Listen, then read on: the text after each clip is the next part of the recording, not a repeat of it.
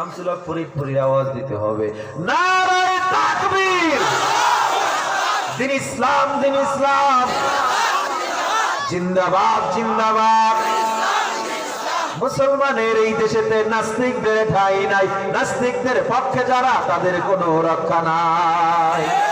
এই দেশেতে থাকতে হলে কোরআন মানতে হবে, কোরআন না মানলে সোনার বাংলা ছাড়তে হবে। জোর কদমে সামনে চলো, বজ্র কণ্ঠে আওয়াজ তোলো, সবাই মিলে একই তালে দাও না স্লোগান, নারায়ে তাকবীর, নারায়ে তাকবীর। দিন ইসলাম, দিন ইসলাম, জিন্দাবাদ, জিন্দাবাদ। ইসলামের জন্য দেশের হয়েছে জন্ম, ইসলামের বিরুদ্ধে গেলে দেশ হবে ভিন্ন। ইসলামের বিরুদ্ধে যারা নিয়েছে অবস্থান, এই বাংলা ঠাই হবে না যাও হিন্দুস্তান। জোর কদমে সামনে চলো, বজ্র কণ্ঠে আওয়াজ তোলো, সবাই মিলে একই তালে দাও না স্লোগান, নারায়ে তাকবীর, নারায়ে তাকবীর। দিন ইসলাম, দিন ইসলাম, জিন্দাবাদ, জিন্দাবাদ। وَلَنَبْلُوَنَّكُمْ بِشَيْءٍ مِّنَ الْخَوْفِ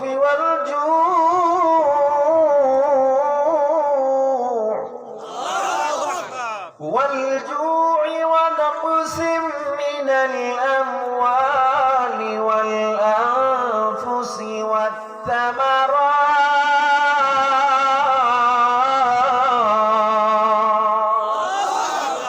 আল্লাহ বলে, বান্দা তোরে আমি অবশ্যই পরীক্ষা করব গো। কি দিয়া পরীক্ষা করব? ক্ষুধা দিয়া পরীক্ষা করব। আমি আল্লাহ তোরে ধন সম্পদ কমায়া পরীক্ষা করব। আমি আল্লাহ তোকে ভয় দেখায়া পরীক্ষা করব। যারা ধৈর্য ধারণ করবি তারাই সফল হয়ে যাবে। তার মানে যত বিপদ আসে কার পক্ষ থেকে? জোরে জবাব দেন, কার পক্ষ থেকে? বিপদ আসবে আল্লাহর পক্ষ থেকে। মুমিন বলবে আলহামদুলিল্লাহ। গতকাল এত ভয়ঙ্কর অ্যাক্সিডেন্ট হইলাম বান্দা, মানুষ আমাদেরকে গেট লক হয়ে গেছে, টেনে টেনে বের করতেছে। প্রত্যেকটা মানুষ মনে করছে কেউ বেঁচে নাই। আবার যখন বের হইলাম আলহামদুলিল্লাহ বলে তাকায় দেখলাম বেঁচে আছি। গাড়ির গেট গুলো ভেঙে সব ভিতরে ঢুকে গেল। এত বড় দুর্ঘটনা বান্দা, আমাকে জবাব দেন। এই মাল আমার নষ্ট হইল, 2 লাখ 3 লাখ টাকার ক্ষতি হয়ে গেল। আমার এই যে মাল নষ্ট হয়েছে, এটা আল্লাহ আমার উপরে জুলুম করছে। জোরে বলেন না রে বান্দা না। আমার আল্লাহ বলে আমি তাকেই বেশি বিপদ দেই যাকে বেশি ভালোবাসি। এমন একটা ঘর যদি দেখেন বিপদ নাই, মনে করবেন ওর ঘরে আল্লাহর রহমত নাই, মনে করবেন। অনেক গরিব মনে করে আল্লাহ আমাকে গরিব বানাইছে, আল্লাহ অনেক ধনিক কত টাকা দিয়েছে, আল্লাহ আমার উপরে বিপদ দিয়েছে। না না, ওরে বান্দা আমার নবী জানায় দেয়, ও গরিব, তুই ওই গরিবী হালতে যদি আমি আল্লাহকে একবার আল্লাহ বলে ডাক দাও, আমি আল্লাহর কুদরতি অন্তরটা কত ঠান্ডা হয়ে যায়। তুই যদি আমলের ময়দানে নিজেকে গুছায় নাও, আমি আল্লাহ তোকে ধনির 500 বছর আগে জান্নাত দিয়া দিব। ও গরিবের দল, আল্লাহ তোমার উপরে জুলুম করেন নাই। ও বান্দা, সন্তানকে পড়াইতে পারে না, বড় কষ্ট, টাকা নাই পয়সা নাই, ঘরে সংসারে চাউল নাই। আল্লাহর দরবারে খুশি হয় নামাজের মুসল্লায় দাঁড়ায় যাও, আর ডেকে বলো দয়ার আল্লাহ, গরিব বানাইছো তুমি, তোমার উপরে ভরসা করলাম। আমার আল্লাহ বলে মাল্লাহুল মাওলা ফালাহুল কুল, যে আমার হয়ে যাবে পুরো দুনিয়া আমি আল্লাহ তার গোলাম বানায়া দিব। জোরে কোন সুবহানাল্লাহ। ও যুবক, ও বৃদ্ধ বাবা গো, বিপদ আসলে গ্রামীণ ব্যাংকের দিকে দৌড়ায়। বিপদ আসলে আজ কত নির্লজ্জ মুসলমান আমরা লোন না মানে ব্যস্ত হয়ে যায়। ঘরে চাউল নাই বান্দা, ব্রাক ব্যাংক থেকে লোন নামাও। না রে বান্দা, না না, বিপদ আসলে আল্লাহর উপরে ধৈর্য ধারণ করো। বিপদ দিয়েছে আল্লাহ, ধৈর্য ধারণ করে যদি বলো আলহামদুলিল্লাহ, আল্লাহ বলে লাযীদান্নাকুম, শুকর আদায় করারও আমি আল্লাহ বাড়ায়া দেব। যত শুকর আদায় কিরে, তোর স্যালারি কত কয় 12,000, তোর স্যালারি কত কয় 50,000, 12,000 বলায় কয় আল্লাহ আমারই এত বিপদ দিল। তোর এত টাকা আমার আল্লাহ দেয় নাই, বরং আল্লাহ বলে তুই 12,000 পাইছো মান্দা, তুই টাকা দেখ।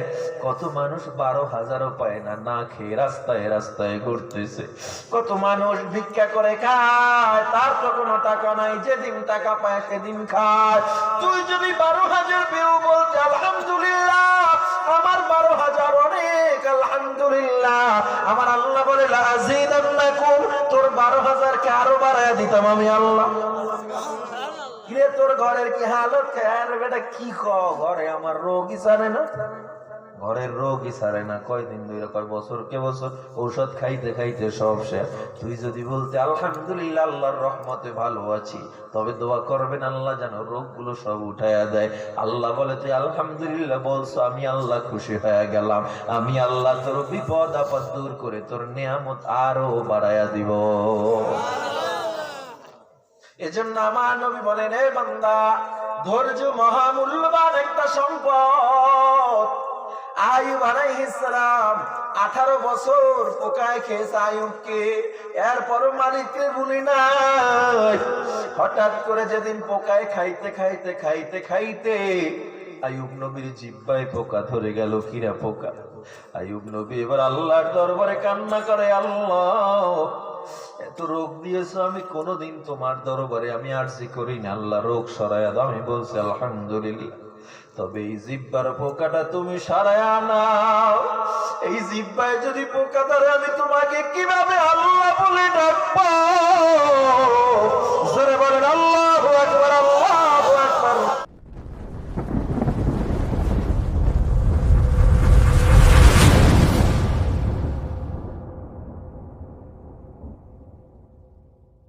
قال النبي صلى الله عليه وسلم كل أمتي يدخلون الجنة إلا من أبى قيل من أبى قال من أطاعني دخل الجنة ومن عصاني فقد أبى أو كما قال النبي عليه الصلاة والسلام। محبت الشوي درود إبراهيم الكريم. اللهم صل على محمد وعلى آل محمد كما صليت على إبراهيم وعلى آل إبراهيم إنك حميد مجيد. اللهم بارك على محمد وعلى آل محمد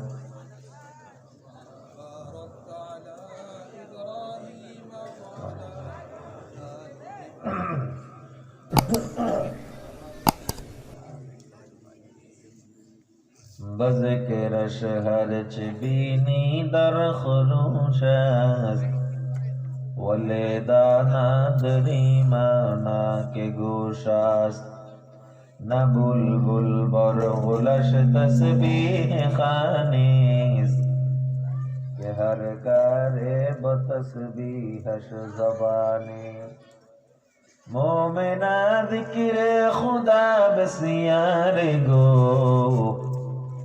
یاد او کن یاد او کن یاد او لا الہ الا اللہ جر لا الہ الا اللہ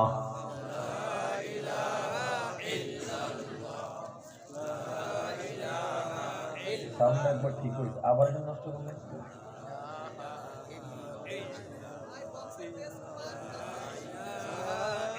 এটা বেস কমান না ইচ্ছা মতো বেস দিয়ে রাখছেন কান কোন নষ্ট হয়ে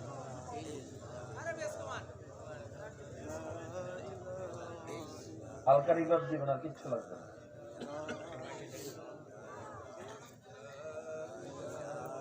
ইল্লাল্লাহ লা ইলাহা ইল্লাল্লাহ লা ইলাহা ইল্লাল্লাহ একেবারে কমাইছেন আরেকটু দেন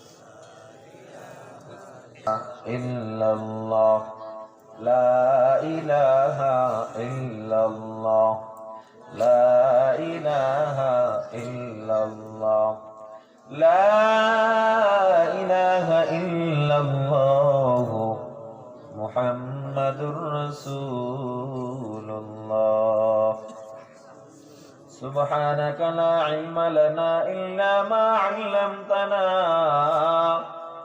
ইন্নাকা আনতাল আলীমুল হাকীম। রব্বি ইশরাহ লি সাদরি ওয়া ইয়াসসির লি আমরি واحلل عقدة من لساني يفقهوا قولي।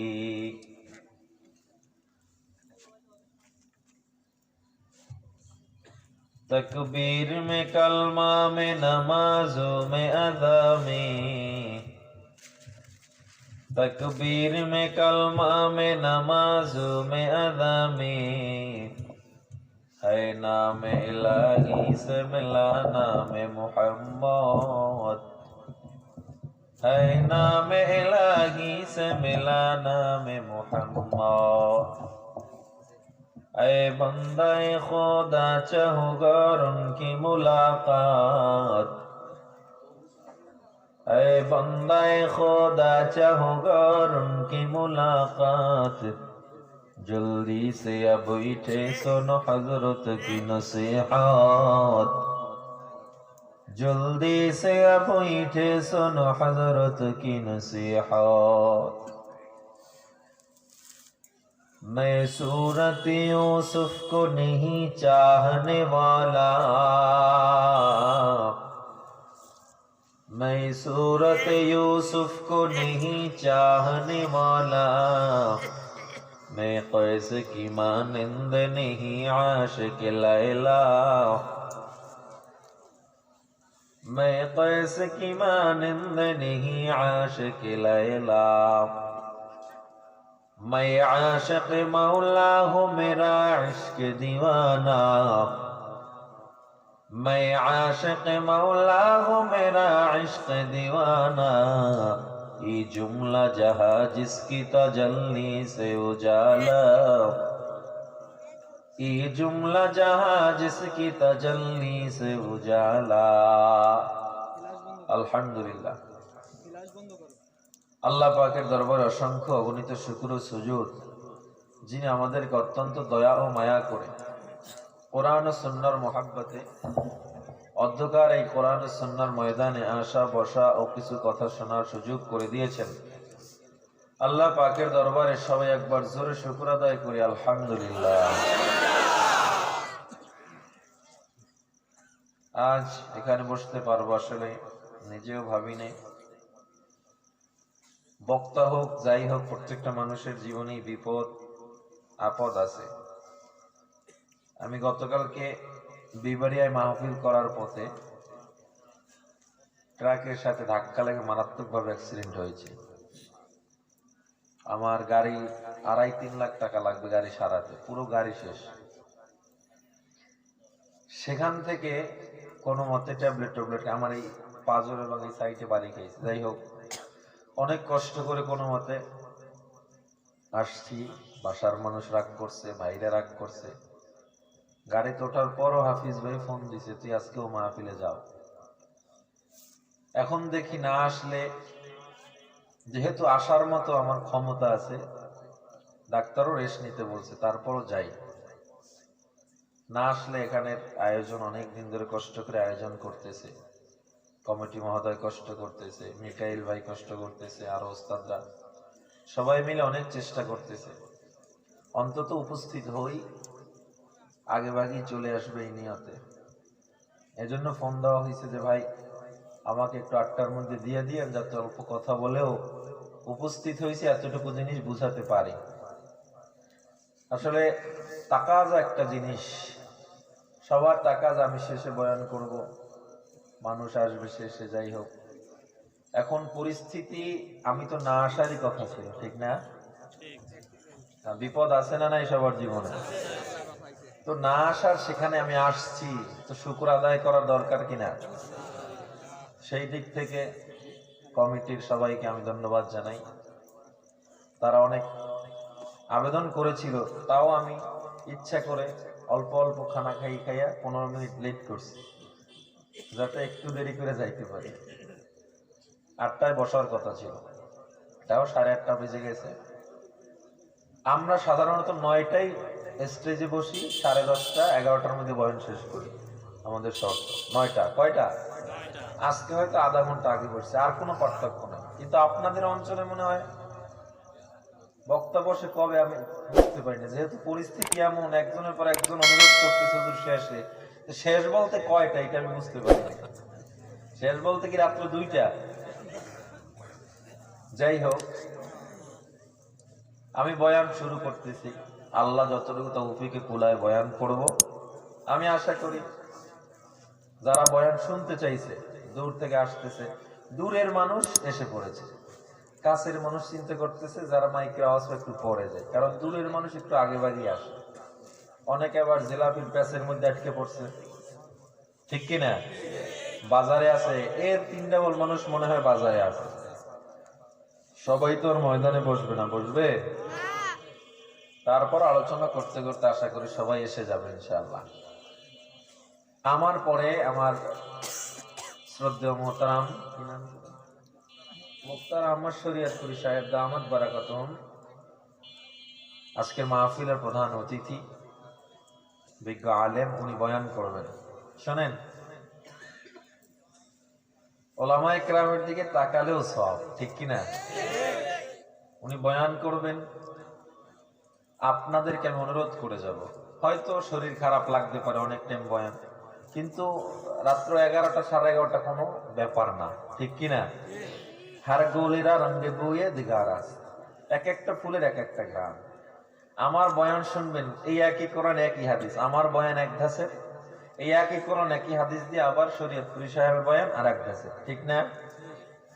তো উনি বয়ান করবেন ইনশাআল্লাহ, আমরা আখিরি মোনাজাত দিয়ে যাব, পারবো না ইনশাআল্লাহ? আল্লাহ আমাদের কবুল করে নেন।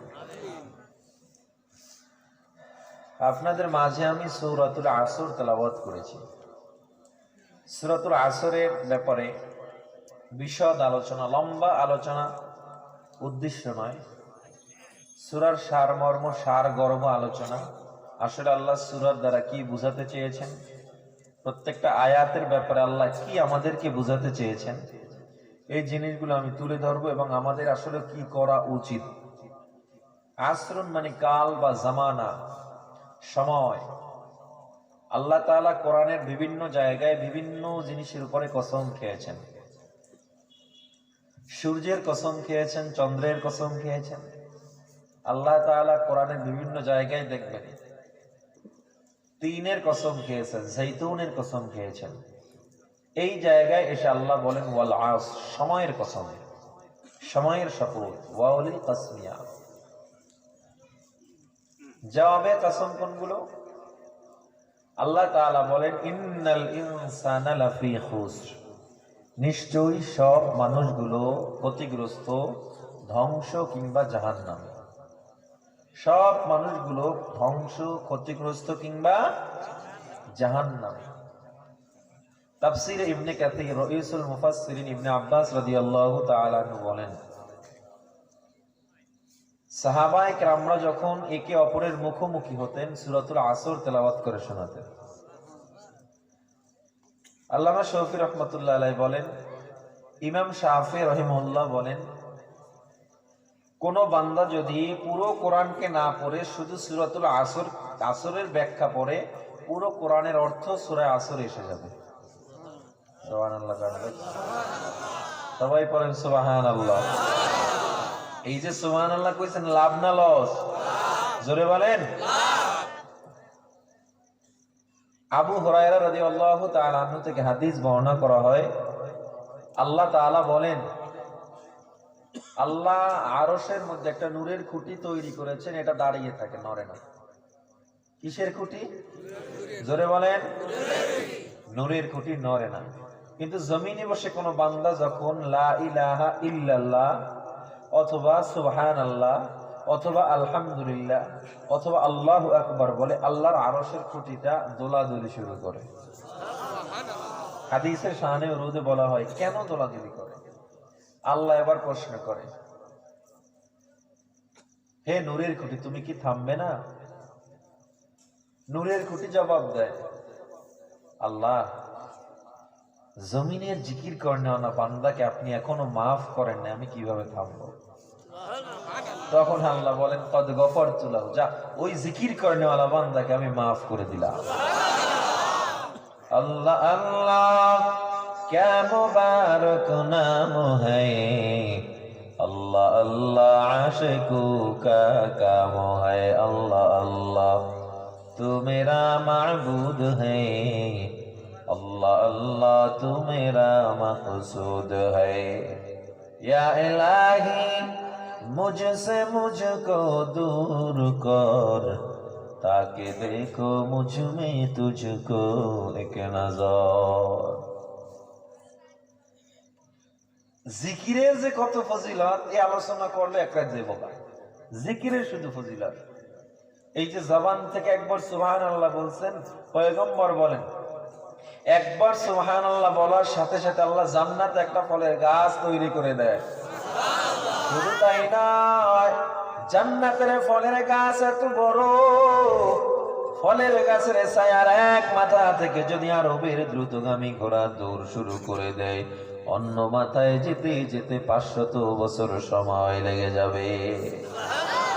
জিকিরে হাকা আমদ গদাই রুহেরা মরহামা মদ ইদিলে মজরুহেরা বদকির শহর ছবিনি দর খুরুশাস वलेदानत रीमाना के गोशास न बुलबुल बरगुलश तस्बीह खाने के हर कारे बतस्बीहश जबाने। এই জিকিরের এত দাম, পয়গম্বর আরবি সাল্লাল্লাহু আলাইহি ওয়াসাল্লাম যখন মেরাজ থেকে ফিরতেছিলেন, হঠাৎ পয়গম্বর ইব্রাহিম আলাইহিস সালাতু ওয়াস সালামের সাথে দেখা। ইব্রাহিম আলাইহিস সালাম ডেকে বলে, হে পয়গম্বর, আপনি জমিনে যাচ্ছেন, আপনার উম্মতের জন্য একটা সুসংবাদ নিয়ে যান। হে পয়গম্বর, কি সুসংবাদ? বলে, আপনার উম্মতকে বলে দিবেন জান্নাত আল্লাহ তৈরি করেছে, একটা ইট স্বর্ণের আর একটা ইট রূপার। ওই জান্নাতে আল্লাহ মধুর নহর সৃষ্টি করেছে, ওই জান্নাতে আমার আল্লাহ দুধের নহর সৃষ্টি করেছে, ওই জান্নাতে আল্লাহ পানির নহর সৃষ্টি করেছে। এই জান্নাতের মধ্যে আর একটা নিয়ামত হলো ফলের গাছ। ওই ফলগুলো এত বড় আল্লাহ বানাইছে, একটা ফলের মধ্যে আল্লাহ 70 রকমের মজা রেখে দিয়েছে। এই ফল কোন বান্দা যখন একবার মুখে দিবে, 70 বছরে আর মুখ থেকে ফলের স্বাদ এবং ঘ্রাণ যাবে না। হে পয়গম্বর, আপনি জানায় দেন, আপনার উম্মত জমিনে বসে যখন একবার সুবহানাল্লাহ বলবে, আপনার উম্মত যখন জমিনে বসে একবার আলহামদুলিল্লাহ বলবে, একবার লা ইলাহা ইল্লাল্লাহ আর একবার আল্লাহু আকবার বলবে, আমার আল্লাহ প্রত্যেকটা তাসবির বিনিময়ে জান্নাতে একটা ফলের গাছ তৈরি করে দিবে। শুধুমাত্র এই ছোট আমলের এত দাম, এত দাম। ছোট আমলের আমরা দাম দেই না। মুসলমান আমরা মনে করি নামাজ ইবাদত, রোজা ইবাদত, আর কোন ইবাদত নাই। না রে বান্দা, না না, শুধু নামাজ, রোজা, হজ, যাকাত ইবাদত না। গরিব আমার ভাই খেয়ে আছে না না খেয়ে আছে খবর নেওয়ার নাম হলো ইবাদত। আমার পাশের মানুষ খেয়ে আছে না না খেয়ে আছে খবর নাম নেওয়ার নাম ইবাদত। রাস্তার ডান পার্শ্ব দিয়ে চলা ইবাদত। সিঁড়ি থেকে উপরে ওঠার সময় আল্লাহু আকবার বলা ইবাদত। সিঁড়ি থেকে নিচে নামার সময় সুবহানাল্লাহ বলা ইবাদত। বাথরুমে ঢুকতে দোয়া পড়া ইবাদত। বাথরুম থেকে বের হতে আবার দোয়া পড়ার নাম ইবাদত। এরে বান্দা, নতুন জামা পরার সময় দোয়া পড়ে নেওয়ার নাম ইবাদত। আয়নার সামনে দাঁড়াইয়া দোয়া পড়ার নাম ইবাদত। হে বান্দা, খানা খাওয়ার শুরুতে দোয়া পড়ার নাম ইবাদত। মুসলমান দেখলে সালাম দেওয়ার নাম ইবাদত। সন্তানের সাথে, বিবির সাথে হাসি মুখে কথা বলার নাম ইবাদত। এই ছোট্ট ছোট্ট আমলগুলো বান্দা যখন কন্টিনিউ করবে, পয়গম্বর বলেন তার ফরজগুলো এত ত্বরান্বিত হবে। বান্দা নামাজে দাঁড়াইলে কত দুনিয়ার খেয়াল চলে আসে, কিন্তু যে ছোট ছোট আমলগুলোর গুরুত্ব দিবে, ছোট ছোট গুনাহগুলোকে ফালায়া দিবে, ও নামাজে দাঁড়াইলে আল্লাহ ছাড়া কাউকে আর স্মরণ হবে না। জোরে কোন সুবহানাল্লাহ। আমরা নামাজে দাঁড়াইলে দোকানের হিসাব, কারো মাথায় বউয়ের হিসাব, কারো মাথায় চলে আসে খেলাধুলার হিসাব। আগামীকালকে কিভাবে আমি ব্যাটিং করব, কিভাবে ফুটবল খেলবো, মাথায় ঢুকে যায়। কেউ যখন নামাজে দাঁড়ায় দোকানের বেচা কিনার হিসাব ঢুকে যায়। কেউ যখন বিল্ডিং করে রুমগুলো কিভাবে করবে, প্ল্যান কিভাবে করবে, মাথায় ঢুকে যায়। ঠিক কিনা? এগুলো কেমনে দূর করা যায়? বলে এগুলো দূর করার একমাত্র উপায় ছোট্ট ছোট্ট আমলগুলোর গুরুত্ব দিতে হবে। আমরা এই আমলগুলোর গুরুত্ব দেই না। এমন ময়দানে বসছি, পয়গম্বর বলেন কোরআন ও সুন্নাহর মজলিসে বসলেই সগীরা গুনাহগুলো মাফ হতে থাকে। এই মজলিসটাকে ফেরেশতারা চারপাশ দিয়া নূরের ফেরেশতারা ঘেরাও করে ফেলেছেন। আমার কথা না, হাদিসের কথা। শুধু হাদিস না, হাদিসে কুদসি। আল্লাহ আসমান থেকে সরাসরি এই ময়দানে সাকিনা নাজিল করতেছেন।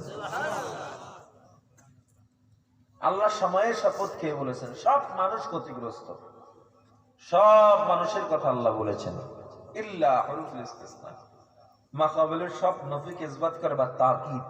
আল্লাহ খুব জোর দিয়ে বলতেছেন তবে 4 গুণওয়ালা ব্যতীত সবাই না। কয় গুণওয়ালা ব্যতীত? সবাই না, সবাই ধ্বংস না, সবাই জাহান্নামী না। 4টা গুণ যার মধ্যে থাকবে তারা জাহান্নামে যাবে না, তারা সফল হয়ে যাবে। কয়টা গুণ? জোরে বলতে হবে।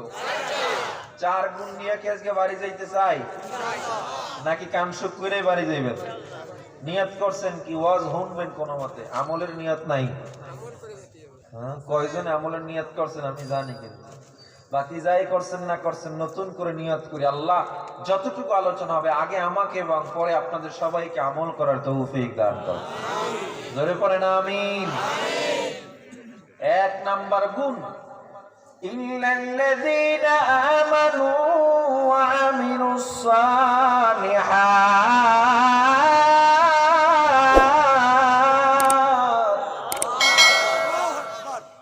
ইল্লাল্লাযীনা আমানু ওয়া আমিলুস সালিহাত ওয়া তাওয়াসাউ বিল হক ওয়া তাওয়াসাউ বিস সাবর। 4 গুণওয়ালা মানুষ জান্নাতে যাবে।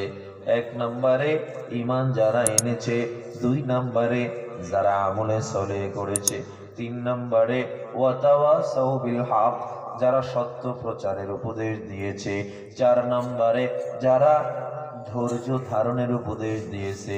এই 4 গুণ যার মধ্যে থাকবে, আমার আল্লাহর নবী বলেন বান্দা, ওই বান্দা মৃত্যু শুধু তার জান্নাতে যাওয়ার জন্য বাধা হবে, মারা যাওয়ার সাথে সাথে আল্লাহ জান্নাতে ঢুকায়া দেবে। বাধা কি? মৃত্যু।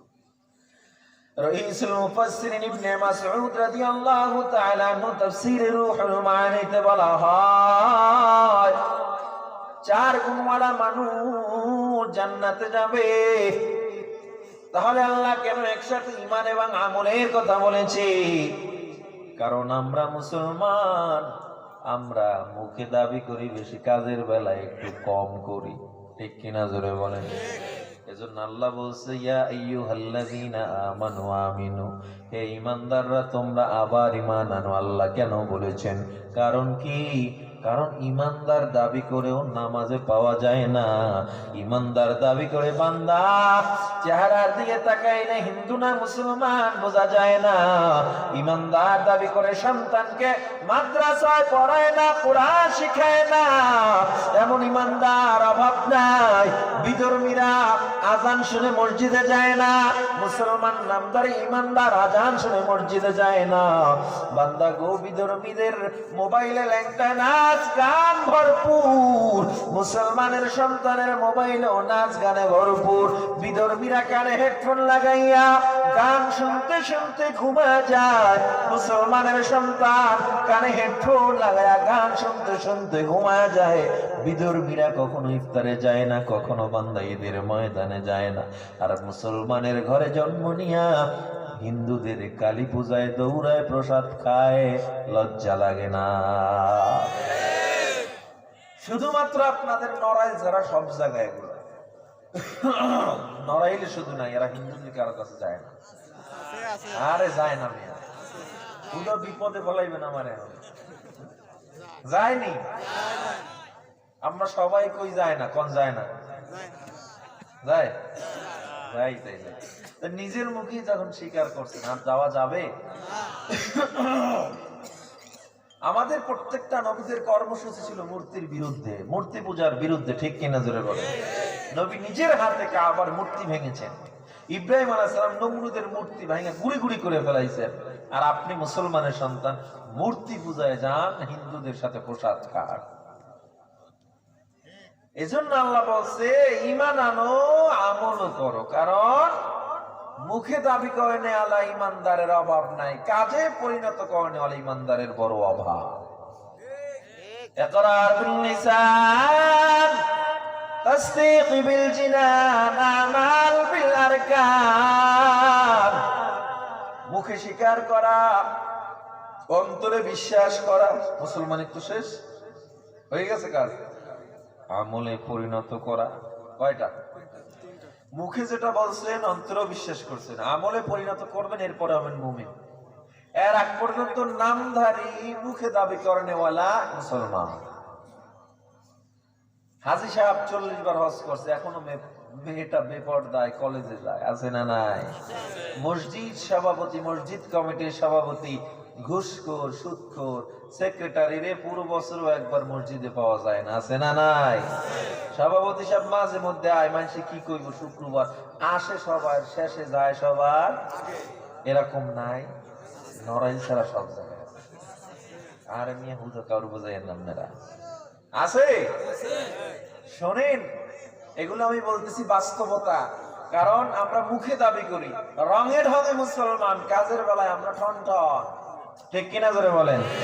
রং মে নয়া, ঢং মে নয়া, কামে নয়া হ্যায়, নামে মুসলমান মগর কামে কুফর হ্যায়, নামে মুসলমান মগর কামে কুফর হ্যায়। আমরা নামে মুসলমান, কাজের বেলায় কোনো নাই। এজন্য আল্লাহ বলছে ইয়া আইয়ুহাল্লাযীনা আমানু আমিনু ওয়াল আসরি ইন্নাল ইনসানা লাফি খুসর ইল্লাল্লাযীনা আমানু ওয়া আমিলুস সালিহাত। শুধু ঈমান আনলে হবে না, আমলে সালেহ করতে হবে রে মুসলমান। আমল ছাড়া কোনো দাম নাই। তোমার মতো হাজার মানুষ মুখে দাবি করেনেওয়ালা অভাব নাই। ইবনে কাসির রাহমাতুল্লাহ আলাইহি বলেন, কেমন ঈমান থাকলে তোমার কেমন আমল দ্বারা ঈমান মজবুত হয়ে যাবে। উনি দুইটা উদাহরণ সামনে এনেছে। এক নম্বরে ঈমানদার যখন আগুনের সামনে দাঁড়াবে, ঈমানদারকে বলা হবে আগুনে পড়। ঈমানদার বলবে আগুনে পড়তে রাজি, ঈমান ছাড়তে রাজি না। জোরে কোন সুবহানাল্লাহ। তাহলে ঈমানদারকে দ্বিতীয় পরীক্ষা করা হবে। দ্বিতীয় জায়গায় কোন জায়গায়? বলে দাজ্জাল যখন সামনে দাঁড়াবে। দাজ্জাল এক হাতে জান্নাত, দাজ্জালের আর এক হাতে থাকবে জাহান্নাম। দাজ্জাল বলবে মেঘ বৃষ্টি দে, মেঘ বৃষ্টি দিয়ে দিবে। দাজ্জাল বলবে ওরে গাছ ফল দে, বিশাল বিশাল ফল দিয়ে দিবে। আবু সাঈদ খুদরি রাদিয়াল্লাহু তাআলা থেকে মুসলিম শরীফে বর্ণনা করা হয়, দাজ্জাল বলবে ওরে মৃত্যু লাশ উঠে দাঁড়া। দাজ্জালের কথায় মৃত্যু লাশ উঠে দাঁড়া যাবে। তাহলে কারা এখন বিশ্বাস আর অবিশ্বাস করবে? ইবনে কাসির রাহমাতুল্লাহি আলাইহি বলেন, যারা মুখে দাবি করেনেওয়ালা মুসলমান ঈমানদার, এরা দাজ্জালের এমন অবস্থা দেখিয়ে বলবে আপনি খোদা, আপনি আল্লাহ। আর যারা আমলওয়ালা মুসলমান, ঠান্ডার মধ্যে ওযু বানায় নামাজ আদায় করেছে, যারা আজান শুনিয়া কখনো ঘরে বসে থাকতে পারে না, মনটা ছটফট করতে রইছে। যে ইমানদাররা মাঠে কাজ করেছে, আজান শুনে আবার সব কাজ পালাইয়া নামাজের মুসাল্লায় দাঁড়ায়া গেছে, আমলওয়ালা ইমানদার দাজ্জালের সামনে দাঁড়ায়া বলবে, তুই কাফের, তুই কাফের, তুই কাফের, তুই কখনো আমি আল্লাহ আমার আল্লাহ হতে পারো না, তুই একমাত্র কাফের, তোর কপালে লেখা, তোর উপরে আমরা ঈমান আনবো না। এগুলো দুইটা পার্থক্য। আমাদের যে ঈমান, কি মনে হয় দাজ্জালের সামনে দাঁড়াইলে ঈমান থাকবে? ঠিক, পুলিশ দেখলে জুতা থুয়ে দৌড়ায়, জিহাজ জিহাজ জিহাজ চাই, পুলিশের ফিডান দেখলে আর নাই, সামনে আয় করলে কেমনে দৌড় দি দেখ, ঠিক কিনা? আমাদের ইমানের হালত এমন, ঠেকে পড়লে গ্রামীণ ব্যাংকে দৌড় দেয় নাম লেখানোর জন্য, চাল নাই ঘরে দৌড় দিয়ে গেছে ব্রাক ব্যাংকে নাম লেখানোর জন্য, ঠিক কিনা জোরে বলেন? আমাদের ইমানের খুঁটি নড়ে যায় সুদের ধাক্কায়, আমাদের ইমানের খুঁটি নড়ে যায় ঘুষের ধাক্কায়, ঠিক কিনা জোরে বলেন? ইমানদার, পয়গম্বর বলেন, ইমানদার দাজ্জালের ডান হাতের জান্নাত দেখিয়া বলবে ওটা জান্নাত না, বাম হাতে যখন আগুন দেখবে ইমানদার বলবে ওটাই জান্নাত। এটা বলে যখন ইমানদার সামনে আগাবে, দাজ্জালের আগুনের মধ্যে যখন ইমানদার নেমে যাবে, আমার নবী বলে আল্লাহর সাথে সাথে ওই দাজ্জালের আগুনকে ইমানদারের জন্য জান্নাতের টুকরা বানায়া দিবে। ওই মাহাদের সৈন্যরা গর্জে ওঠো, শহীদি তামান্না বুকে নিয়ে, সুফিয়ানা মতবাদ রুখতে হলে এখন থেকেই থেকো তৈরি হয়ে। কই মাহাদের সৈন্যরা গর্জে ওঠো, শহীদি তামান্না বুকে নিয়ে, সুফিয়ানা মতবাদ রুখতে হলে এখন থেকেই থেকো তৈরি হয়ে। আসবে মহাকাল, রুখতে হবে দাজ্জাল, ঠিক কিনা? আসবে মহাকাল, রুখতে হবে দাজ্জাল, যার এক হাতে থাকবে জান্নাত, এক হাতে থাকবে জাহান্নাম। মুমিনকে বলবে ডেকে ডেকে, আমি তো তোমাদের খোদা মহান, যার দিলে থাকবে ঈমান হবে না তো সে বেঈমান, ঠিক কিনা? যার দিলে ঈমান থাকবে সে বেঈমান হবে না। মুমিন বলবে ডেকে ঈমান নিয়ে বুকে নিশ্চিত, তুই দাজ্জাল আসবে মহাকাল, রুখতে হবে দাজ্জাল, আসবে মহাকাল, রুখতে হবে দাজ্জাল। এখন কেমন আমার একটু গরম পানি দেন ভাই। এখন আমাদের ইমানের হালত কেমন?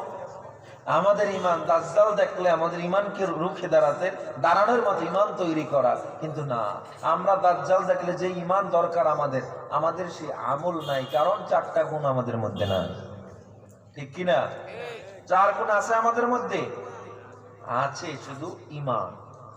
এরপরে আমল যদি আমি ব্যাখ্যা করি, আপনি যদি মনে করেন শুধু নামাজ, রোজা, হজ, যাকাত, ইবাদত, পর্দা, তাহলে আমি বলবো আপনি আমলওয়ালা নন। আমি বলবো আপনি আমলওয়ালা নন। আপনি আমলওয়ালা তখন হবেন যখন আপনার দ্বারা সগীরা গুনাহ পর্যন্ত হবে না। সগীরা গুনাহ পর্যন্ত যখন হবে না, তাহলেই মনে করবেন আপনি আমলওয়ালা। 4 গুণ নিয়ে যদি কবরে যেতে চাই, প্রথমে হযরত আলী রাদিয়াল্লাহু তাআলা আনহু বলেছেন, সূরাতুল আসর পরে হযরত আলী কান্না করতেছিলেন। নবীজি বলেন, আলী কেন কাঁদো? বলে, হে নবী, আল্লাহ যে 4টা গুণের কথা বলেছে, আমাদের মধ্যে তো এগুলো নাই।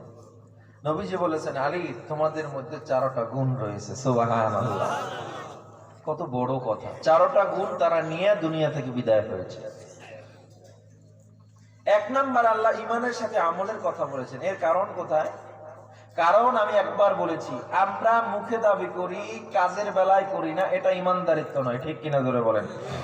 হযরত আবু লুবাবা রাদিয়াল্লাহু তাআলা আনহু হাদিস বর্ণনা করেন, যদি কোনো মানুষ, লক্ষ্য করেন আপনারা অন্যমনস্ক হয়ে যাচ্ছেন, যদি কোনো মানুষ 4টা গুণ একসাথে পেতে চায়, সে শুধুমাত্র সাহাবায়ে কেরামের জীবনীর দিকে তাকাইলে 4টা গুণ পেয়ে যাবে। সুবহানাল্লাহ। কিভাবে তারা সত্য প্রচার করেছে, কিভাবে তারা হকের প্রচার করেছে। হযরত ইব্রাহিম আলাইহিস সালাম, হযরত মুসা আলাইহিস সালাম, হযরত আইয়ুব আলাইহিস সালাম, হযরত ইয়াকুব আলাইহিস সালাম, এরা জীবনে যে পরিমাণ কষ্ট করেছে, ধৈর্য ধরেছে, এদের জীবনে যদি আপনি একবার পড়েন, বাংলাও পাওয়া যায়, পড়ে দেখবেন এই 4টা গুণ তাদের জীবনের মধ্যে বিদ্যমান। সুবহানাল্লাহ। হযরত ইব্রাহিম আলাইহিস সালাম, আজর বলতেছে, ইব্রাহিম মূর্তি দেখেন, সত্য প্রচার এবং ধৈর্যের উপদেশ। ঈমান, আমল, সত্য প্রচার, ধৈর্য, কয়টা? 4টা। ইব্রাহিম আলাইহিস সালাম বলতেছে, বাবা বলে আজর, ইব্রাহিম এই মূর্তিগুলো নিয়ে বাজারে যাও। ইব্রাহিম আলাইহিস সালাম একটু দ্বিমত পোষণ করেছে, আব্বু না। কেন? এই মূর্তি আপনি নিজের হাতে বানাইছেন, এর আবার খোদা বইলে বাজারে বিক্রি করবো, এটা পারবো না। ইব্রাহিম আলাইহিস সালামের কথা শুনিয়া আজরের একটু মেজাজ গরম হয়ে গেছে।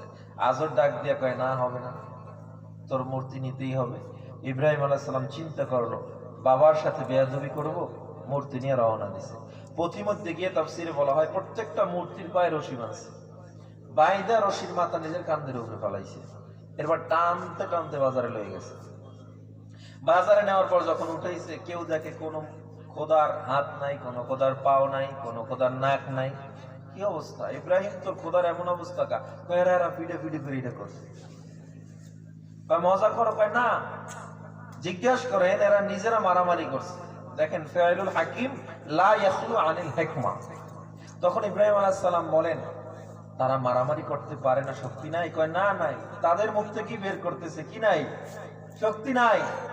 ইব্রাহিম আলাইহিস সালাম তখন বলে, হে নমরুদ, তুমি এমন এক আল্লাহর ইবাদত করো, আর আমিও এমন এক আল্লাহর ইবাদত করি। ও নমরুদের গোলাম, আমি এমন এক আল্লাহর ইবাদত করি যার শক্তি আছে, যে আসমান চালায়, জমিন চালায়। আমি এমন এক আল্লাহর ইবাদত করি যিনি এই দুনিয়ার মালিক, তোমারও মালিক, আমারও মালিক। আর তুমি এমন এক আল্লাহর ইবাদত করো যিনি নিজের রক্ষা করতে পারে না। জোরে বলেন সুবহানাল্লাহ।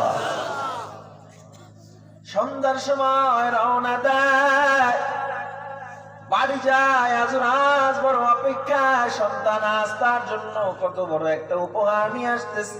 জীবনের প্রথম কামাই ইব্রাহিম আজ কামাই নিয়ে আসবে, কত আনন্দ। কিন্তু ইব্রাহিম গেছে তার খোদার 12টা বাজে। ইব্রাহিমের এমন অবস্থা দেখিয়া আজর ডাক দিয়া কয়, ইব্রাহিমের অবস্থা এমন কেন? ইব্রাহিম ডেকে বলে, ও বাবা, তোমার এই খোদারা নিজেরা পিটাপিটি করে এটা করছে। নমরুদের আজরের মেজাজ গরম হয়ে গেছে। কয় না না, ওরা মারামারি করতে পারে না, ওদের গায়ে শক্তি নাই। ইব্রাহিম আলাইহিস সালাম কয়, বাবা শক্তি নাই? কয় না। কয়, ও বাবা, যার শক্তি নাই তার জন্য তুমি এত কেন পাগল? তারে কেন তুমি খোদা মানো? জোরে কোন সুবহানাল্লাহ। কি প্রমাণ করলো এখানে? সত্য প্রচার করেছে কৌশলের সাথে। কিসের সাথে? কৌশলের সাথে। শোনেন, ঈমান, নবীজি মিশকাত শরীফে বলেছেন, ইমাতাতুল আযা আনিত তরিক, রাস্তার কাটা পড়ে আছে, সরায়া দাও, হতে পারে এর বিনিময়ে জান্নাত পেয়ে যাইবা। তো ঈমান কোন জিনিসের নাম? ঘরে বসে মিষ্টি খাওয়ার নাম ঈমান না। শুধু শুধু খানা শেষে মিষ্টি সুন্নাত পালন করার নাম ঈমানদারিত্ব নয়। শুধু শুধু তোবারক খাওয়ার নাম ঈমানদারিত্ব নয়। নবীজি যেই হাতে তাবলীগ করেছেন, যেই হাতে ইসলাম প্রচার করেছে, ওই হাতে তরবারি ধরে আবার উহুদের ময়দানে রক্ত ঝরিয়েছে। ঠিক কিনা জোরে বলেন? আপনারা খালি মিষ্টি সুন্নাত পালন করেন, কষ্টের সুন্নাত পালন করেন না। এই জন্যই তো বলি, আমরা সারা বছর দেখেন, জমিনের জন্য, বিদ্যুতের জন্য, পেঁয়াজের দাম বাড়ছে জন্য কখন আন্দোলন করতে নামি নাই? নামছি। ময়দানে নামছি কখন? নবীর বিরুদ্ধে কথা বলা হয়েছে যখন। ঠিক কিনা জোরে বলেন?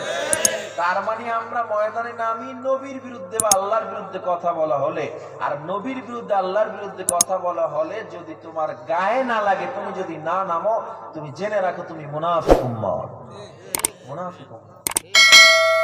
আফসোস মুসলমানের জন্য। মিষ্টি সুন্নাত। কিরে, তুই রোজা রইলি না, ইফতারি খাইতেছ? তুই জানো না ইফতারি খাওয়া সুন্নাত? আল্লাহ যদি ধরে, কিরে তুই রোজা রাইলি না, ইফতারিটাও করলি না, তখন আমি কি জবাব দেব? এই জবাব দেওয়ার জন্য খাইতে গেছে। বহুত মানুষ আসছে কিসের জন্য? তোবারক খাইতে। বহুত মাহফিলে এরা কি করে, রাত্রে 2টার সময় তোবারক খাইতে ঢুকে, ওয়াজ শুনে না। কিরে তুই ওয়াজন নি না তোবারক?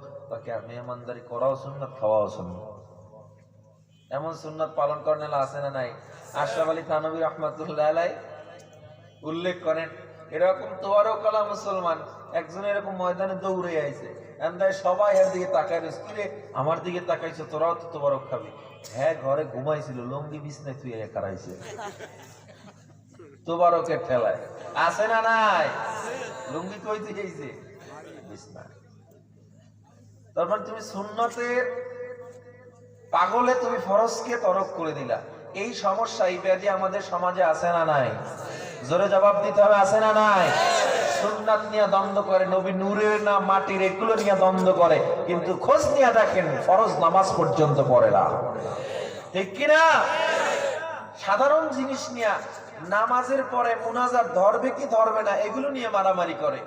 এক গ্রামে আর এক গ্রামে মারামারি লাগছে, এক দলকে বলা দললিন, এক দলকে বলা জললিন। এখন একজনের মাঝখান দিয়ে হাঁটতেছে, এক গ্রামের লোক আর এক গ্রামে যায় না, কারণ দললিনওয়ালারা জললিনের পিড়ায় আর জললিনওয়ালারা দললিনের পিড়ায়। মাঝখান দিয়ে যাইতেছে, কিরে ভাই তুই মাঝখান, তুই কোন দলের? আমি কোন দলের না। কে? আমি নামাজই পড়ি না। তুই না নামাজ পড়তে? পড়তাম, কিন্তু তোমাকে পিড়ে পিড়ির ডরে নামাজ ছেড়ে দিচ্ছে। কি হইলো?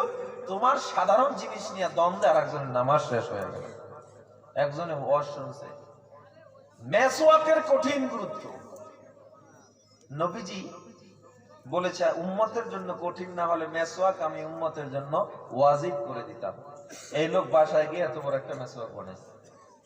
বিবি প্রশ্ন করে, তুমি কেন মেসওয়াক বানাইলে এত বড়?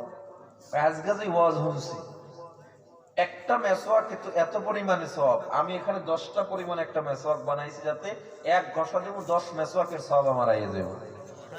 এটা লয়ে মসজিদে গেছে নামাজ পড়তে। নামাজে গেছে তো উজু টুজু করে মেসওয়াক করে পকেটে রাখছে, এত বাইরে হয়ে গেছে। উনি সিজদায় গেছে, সিজদা থেকে উঠতেছে, আর একজন সিজদায় যাইতেছে, ওনার মেসওয়াকে বাইরে আর একজনের লুঙ্গি মাথার উপরে উঠছে। আস্তে হাসি। তার মানে কি হইল? তোমার সুন্নতের গুতায় আর একজনের ফরজ শেষ, তোমার সুন্নতের গুতায় কি শেষ? ফরজ। কে রফিয়া দান করবে, কে জিরে না হাত বাঁধবে, এগুলো নিয়ে মানুষ দ্বন্দ্ব করে। খোঁজ নিয়ে দেখেন নামাজ পর্যন্ত পড়তে যায় না। ঠিক কিনা? আপনার ঘুমে ধরছে? জোরে জবাব দেওয়া যাবে? আমার তো বেশি কষ্ট হচ্ছে, আমার শারীরিক অবস্থা অনেক খারাপ। আপনারা যদি জবাব না দেন, আমি তো আল্লাহ নাম লই একেবারে শেষ করে যাবো। হ্যাঁ, এটা জবাব দেবেন ইনশাআল্লাহ। কোন হাদিস সহিহ, কোন হাদিস যায়ীফ, কোন হাদিস মুরসাল, কোন হাদিস মুনকাতি, কোন হাদিস মুতাওয়াতির, মুসালসাল। আচ্ছা, এই যে উসুল হাদিস আহকাম গুলো, কোন রাবি সিকা রাবি বা গায়রে সিকা রাবি, এই যে আহকাম গুলো, এগুলো আপনাদেরকে যদি আমি বুঝাই, আপনি বুঝবেন? আপনি বুঝবেন না। তাহলে কেন আপনি দ্বন্দ্ব করেন সহিহ আর যায়ীফ হাদিস নিয়ে? আপনি কেন এগুলো নিয়ে সমাজে ফিতনা ছড়াচ্ছেন? আপনি নতুন মসজিদ করতেছেন কি আহলে হাদিস মসজিদ? মসজিদ কোন বাপদাদার মসজিদ কারো? এখানে আওয়ামী লীগ, বিএনপি, জাতীয় পার্টি, তাবলীগ, চরমনাই, জামাত, জামিয়াত, হেফাজত, খেলাফত, যত দল আছে, মসজিদে কোনো দলাদলি আছে? এক কাতারে বসে নামাজে দাঁড়ায় যায়, সেখানেও এখন ফাটল সৃষ্টি হয়েছে। তোমার যদি সমস্যা হয় যে আমার আমিন জোরে বলতে হবে, আমার হাত উঠাতে হবে, তোমার কেউ মারতেছে না, কিন্তু তুমি আর একজনকে ডিস্টার্ব দিতেছো কেন? যারা মাযহাব মানবে না তাদের মতো আপনারা ছেড়ে দিবেন, সমাধান দিব ওলামায়ে কেরাম, মাদ্রাসায় লিখিত দিবেন। বড় বড় ওলামায়ে কেরাম আছে, তাদের সামনে সমাধানের জন্য বলবেন যে হুজুর আমার এই সমাধান করে দেন, কারণ আমরা এই এই প্রবলেম ফেস করতেছি। তারা যেটা সমাধান দিবে সেটা মানবেন। 1000 বছর ধরে মানুষ মাযহাব মানতেছে, শত বছর, এই শত শত বছর সব মানুষগুলো জাহান্নামে চলে গেছে না? মাযহাব মেনে জাহান্নামে চলে গেছে। শোনেন, আপনাদেরকে একটা নতুন ফর্মুলা দিয়ে যায়, পুরাতন হইতে পারে। মাযহাবের অন্ধ অনুসারী আমরা কেউ না। ইমাম আবু হানিফা, ইমাম আজম আবু হানিফা, ইমাম মালিক, ইমাম আহমদ বিন হাম্বল, ইমাম আবু ইউসুফ, যারাই আছেন, এরা যদি একটা কথা কোরআন ও সুন্নাহর বাহিরে দিয়ে থাকেন, আমি এখন মাযহাব ত্যাগ করব, কেউ যদি প্রমাণ করতে পারে? কেউ পারবে? ডক্টর জাকির নায়েকের একটা লেকচার আছে, পশ্চিমা সভ্যতা ইসলাম, হয়তো 3 নম্বর ভলিউম। এখানে উনি বলেছেন মাযহাব, উনি অনেক আগে একবার এটার বিরোধিতা করেছে, আপনারা নতুন লেকচার ইউটিউবে সার্চ দিয়ে শুনবেন। গত বছর উনি নিজে বলেছে যে আমি 4 ইমামকে নিয়ে গবেষণা করেছি, তাদের মতো বিদগ্ধ আলেম এবং গবেষক তার জেহেনে, জাকির নায়েক নিজে বলেছে, আমি নিজে পড়ে দেখলাম এরা এত পরিমাণে গবেষণা করেছে কোরআন হাদিস নিয়ে, পৃথিবীতে আর কোন মুফাসসির মুহাদ্দিস এত গবেষণা করে না, এত গবেষণা। শোনেন, ইমাম আবু হানিফা নিজে বলছে, যদি কোনো মাসআলা দেখো আমার কোন মাসআলা যে কোরআন সুন্নাহর বাহিরে গেছে, আমি তো কোরআন সুন্নাহ থেকেই মাসআলা লিখেছি, যদি কোরআন ও সুন্নাহর উল্টা, তাহলে আমার মাসআলা দেয়ালে ছুঁড়ে মারো, মানার প্রয়োজন নাই। ইমাম আবু হানিফা নিজে বলেছে ইদা সাহাল হাদিস ফাহুয়া মাযহাবি, হাদিস সহিহ হলে সেটাই আমার মাযহাব। ইমাম শাফিঈ রাহমাতুল্লাহ বলছে আমার মাযহাব মানার দরকার নাই। মাযহাব কোন আলাদা জিনিস না। আজকে আপনারা আমার ওয়াজ শুনতে আসছেন কেন? যারা বলে কোরআন হাদিস থাকতে আবার মাযহাব কিসের, তাদেরকে বলি কোরআন হাদিস থাকতে ওয়াজ মাহফিল কিসের? কারণ আমি কোরআন ও সুন্নাহ থেকে কথা বলবো, এটা শোনার জন্য আপনারা আসছেন, ঠিক কিনা জোরে বলেন। ইমামরাও কোরআন ও সুন্নাহ থেকে বলেছে, এই জন্য আমরা মেনে চলি। এমন না ওনাদের মন গড়া কোনো রাস্তা ওরা তৈরি করেছে, ওনাদের মন গড়া ফতোয়া দিয়েছে, সেগুলো আমরা মানি না, এরকম আমরা মানি না। আমরা মানি ইমামরা যতক্ষণ কোরআন ও সুন্নাহর উপরে আছে, আমরা মুসলমান ততক্ষণ তাদের পক্ষে আছি, ঠিক কিনা জোরে বলেন। আচ্ছা, মাযহাব যারা মানবেন না তাদের জন্যও কি আছে?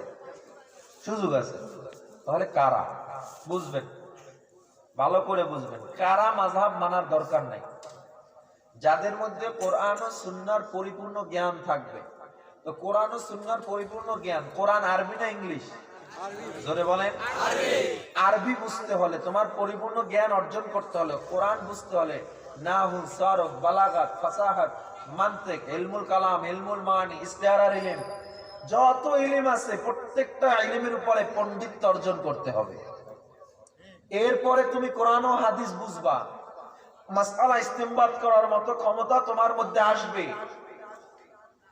এরপরে তাফসীর আহমদীতে বলা হয় কম পক্ষে সনদ সহ নবীজির 1 লক্ষ হাদিস তোমার মুখস্থ থাকতে হবে। কয় লক্ষ? 1 লক্ষ সনদ। সনদ বুঝেন? আমি একটা কথা বললাম, আমার কথাটা উনি ওনার কাছে বলল, তো আমার কথাটা যখন উনি বলল, উনি হলো বর্ণনাকারী, কি বর্ণনাকারী, তা আমার কথাটা উনি পৌঁছে দিল ওনার কাছে, উনিও রাবি উনিও রাবি, অর্থাৎ বর্ণনাকারী। কথা বুঝে আসছে? বর্ণনাকারী, এই বর্ণনাকারী একজন একজন একজন একজন একজন একজন করতে করতে আমার কাছে এসে পৌঁছেছে। আমি ধরেন দেওবন্দে পড়ালেখা করছি, সেখানে আমার ওস্তাদরা আমাকে হাদিস পড়াইছে, সেই হাদিসটা আমার দেওবন্দের ওস্তাদরা আরেক ওস্তাদের থেকে শুনেছে, শুনতে শুনতে শুনতে বর্ণনা করতে করতে নবীজি সাল্লাল্লাহু আলাইহি সাল্লাম পর্যন্ত। এটা হলো বর্ণনা। এর মাঝখানে যে বর্ণনাকারীগুলো আছে, রাবি যারা ছিলেন, মুহাদ্দিস, মুফাক্কি আলেম যারা, এদেরকে বলা হয় বর্ণনাকারী। এই যে বর্ণনাকারী, এই প্রত্যেকটার মাঝখানের যে সিলসিলাতুস সানাদি ইলাল মাতান, এই যে রশি বা শিকল, এটাকে বলা হয় সনদ। এইরকম নবীজি থেকে শুরু করে এই পর্যন্ত সনদ, এরকম সনদ সহ 1 লক্ষ হাদিস মুখস্থ থাকতে হবে। আমি বুঝাইতে পারছি মনে হয়? সেই বর্ণনাকারী প্রত্যেকের ইতিহাস জানতে হবে, আহওয়ালুল মুসান্নিফ জানতে হবে, তাকওয়ার উচ্চ মাকামে থাকতে হবে।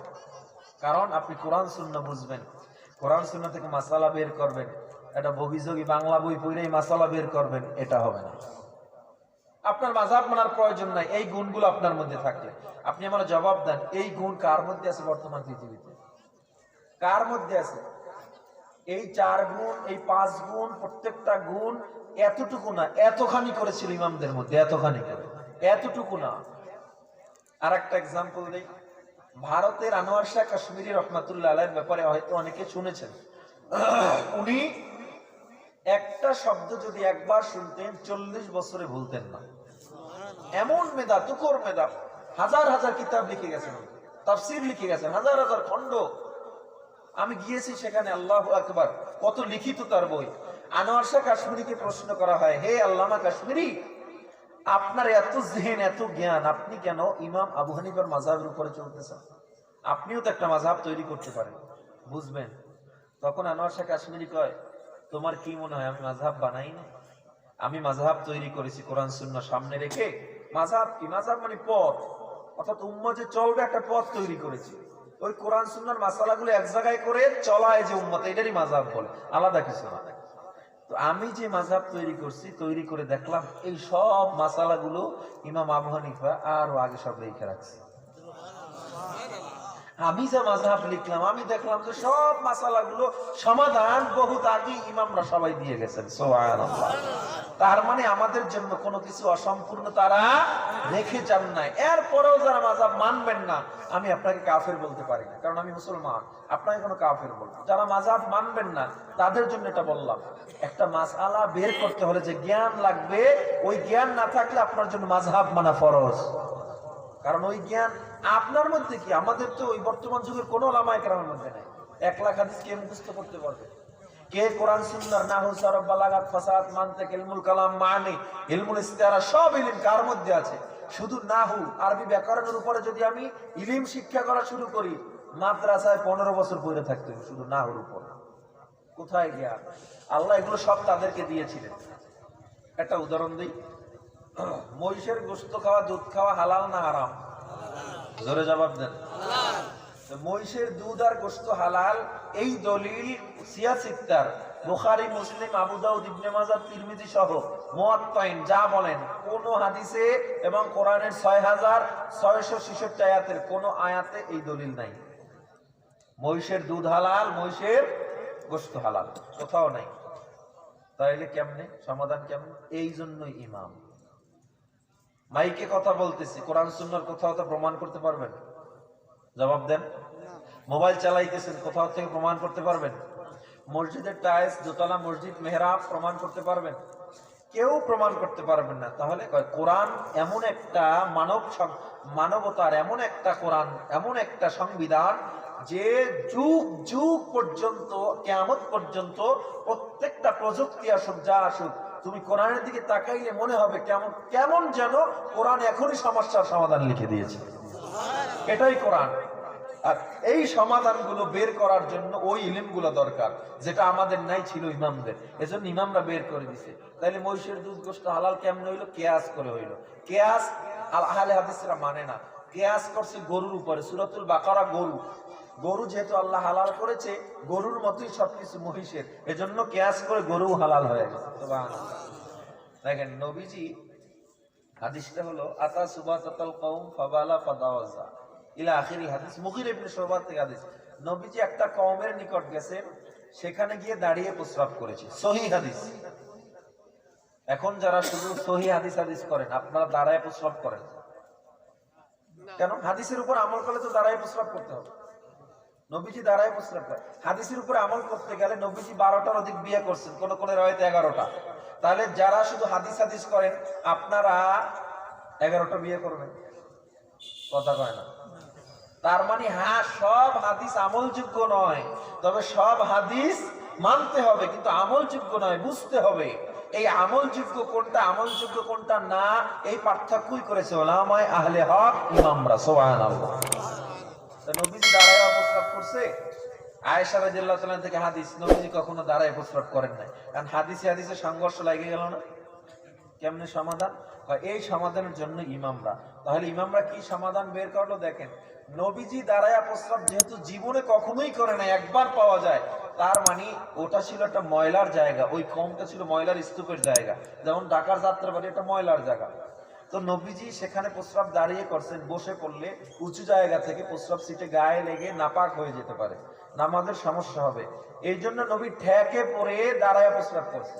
আর এক রাওয়ায়াতে নবীর হয়তো কোমরে ব্যথা ছিল, এই জন্য নবীজি বসতে পারে নাই, দাঁড়ায় প্রস্রাব করছে। সমাধান ইমামরা দিয়ে আপনার আমার জন্য কি সমাধান দিল? তোমরাও যদি কোমরে ব্যথা হয় অথবা দেখো প্রস্রাব গায়ে ছিটতে পারে, তোমাদের জন্য দাঁড়ায়া প্রস্রাব করা জায়েজ আছে। কত সুন্দর সমাধান। ঠেকের সময় আপনিও দাঁড়ায় প্রস্রাব করতে পারবেন, ঠেক ছাড়া পারবেন না। কত সুন্দর সমাধান। দাদিরে বিয়ে করা জায়েজ না? নানিরে বিয়ে করা জায়েজ আছে? দেখছো কতক্ষণ না জায়েজ আছে? দাদিরে নানিরে বিয়ে করা জায়েজ নাই, কোরআন হাদিসের কোথাও নেই। কেমনে আপনি মানবেন? এটাই ইমামরা বের করেছে কেয়াস করে। মেয়ের ব্যাপারে মায়ের ব্যাপারে আছে, তো কেয়াস করে বের করে ফেলেছে। নানিকে তো এমনিই তাহলে বিয়ে করা জায়েজ নাই। যাই হোক, আমি লম্বা আলোচনা করতে চাই না, আপনাদেরকে শুধু বুঝাতে চেয়েছি মাযহাব আপনি মানবেন, কোনো সমস্যা নাই, মানবেন না তাও সমস্যা নাই, তবে না মানা যারা তাদেরকে ওই নবীজির হাদিসের সনদ সহ এবং কোরআনের পরিপূর্ণ ইলম জানা থাকা দরকার। কারণ তুমি কোন সময় কোনটা মানবা, কতক্ষণ গিয়া দেখবা আল্লাহর নবী একই হাদিসে বলছে সামুদ্রিক সব প্রাণী হালাল, তুমি ইচ্ছা মতো কসম খাইতেছো, কাকড়া খাইতেছো, যা মন চায় সব খাইবা। আবার কতক্ষণ পর আর এক হাদিসে গিয়া দেখবা যেই প্রাণীর গায়ে রক্ত নাই, যেই মাছ সামুদ্রিক প্রাণী যার গায়ে রক্ত নাই তা খাওয়া জায়েজ নাই। এরপর বসে বই বই থাকবেন, কতক্ষণ খাইবেন কতক্ষণ খাইবেন না। এজন্যই সমাধান, এজন্যই সমাধান, এজন্যই ইমাম, ঠিক কিনা জোরে বলেন। এজন্য যারা দ্বন্দ্ব করে, এটাই আমি বুঝাতে চেয়েছি, মাযহাব নিয়ে যারা দ্বন্দ্ব করেন, আহলে হাদিস ভাইরা, মাযহাবীরা যারাই দ্বন্দ্ব করেন, আপনারা দ্বন্দ্ব করবেন না, সমাধান করবে উলামায়ে কেরাম, তাদের কাছে লিখিত দিবেন, তারা সমাধান করে আপনাদেরকে বুঝাইয়া দিবে, ঠিক কিনা জোরে বলেন। তাকওয়ার একটা উদাহরণ দেই, কেমন তাকওয়া থাকতে হবে মাযহাব না মানলে। ইমাম আবু হানিফা রাহমাতুল্লাহ আলাইহি কেমন তুখর মেধা ছিলেন। ইমামে আজম আবু হানিফা রাহমাতুল্লাহ আলাইহির বয়স যখন 7 বছর, তার পাশের ঘরে চাচা স্ত্রীকে ডেকে বলে, ও বউ, তোমার এত ভালোবাসি, তুমি পূর্ণিমার চাঁদের চেয়েও সুন্দর। কথাটা বলছে, বউ কয় না, আমি পূর্ণিমার চাঁদের চেয়েও সুন্দর না। চাচায় কয়, তুমি অবশ্যই সুন্দর। এটাকে আরো কঠোর ভাবে বলতে গিয়া বলে, তুমি যদি সুন্দর না হও তুমি 3 তালাক। কঠোর করতে গিয়া বলতে গিয়া ধরা খায় গেছে, বউ তো তালাক হয়ে গেছে। বউ চিন্তা করে, আসলেই তো আমি পূর্ণিমার চাঁদের চেয়ে সুন্দর না, আমি তো তালাক হয়ে গেলাম। স্বামীও মাথা ঠিক হয়ে গেছে, আমার বউ বলছে, আমার বউকে আমি বলছি আসলেই তো তালাক হয়ে গেছে। তদানীন্তন সময়ের বড় ইমাম আহমদ ইবনে হাম্বল রাহমাতুল্লাহ আলাইহির কাছে চলে গেছে, গিয়া বলে, ও হুজুর, আমি এমন ভুল করে ফেলেছি, বউরে বলেছি তুমি যদি পূর্ণিমার চন্দ্রের চেয়ে সুন্দর না হও তুমি 3 তালাক। ফতুয়া দিয়ে দিল, তোমার বউ তালাক হয়ে গেছে। আর এক আলেমের কাছে গেল, তিনিও ফতুয়া দিল, তোমার বউ তালাক হয়ে গেছে। ছোট্ট নুমান ইবনে সাবিত ইমাম আবু হানিফা রাহমাতুল্লাহ আলাইহি পুষ্কুনির পাড়ে বসে খেলাধুলা করতেছে, 7 বছর বয়স।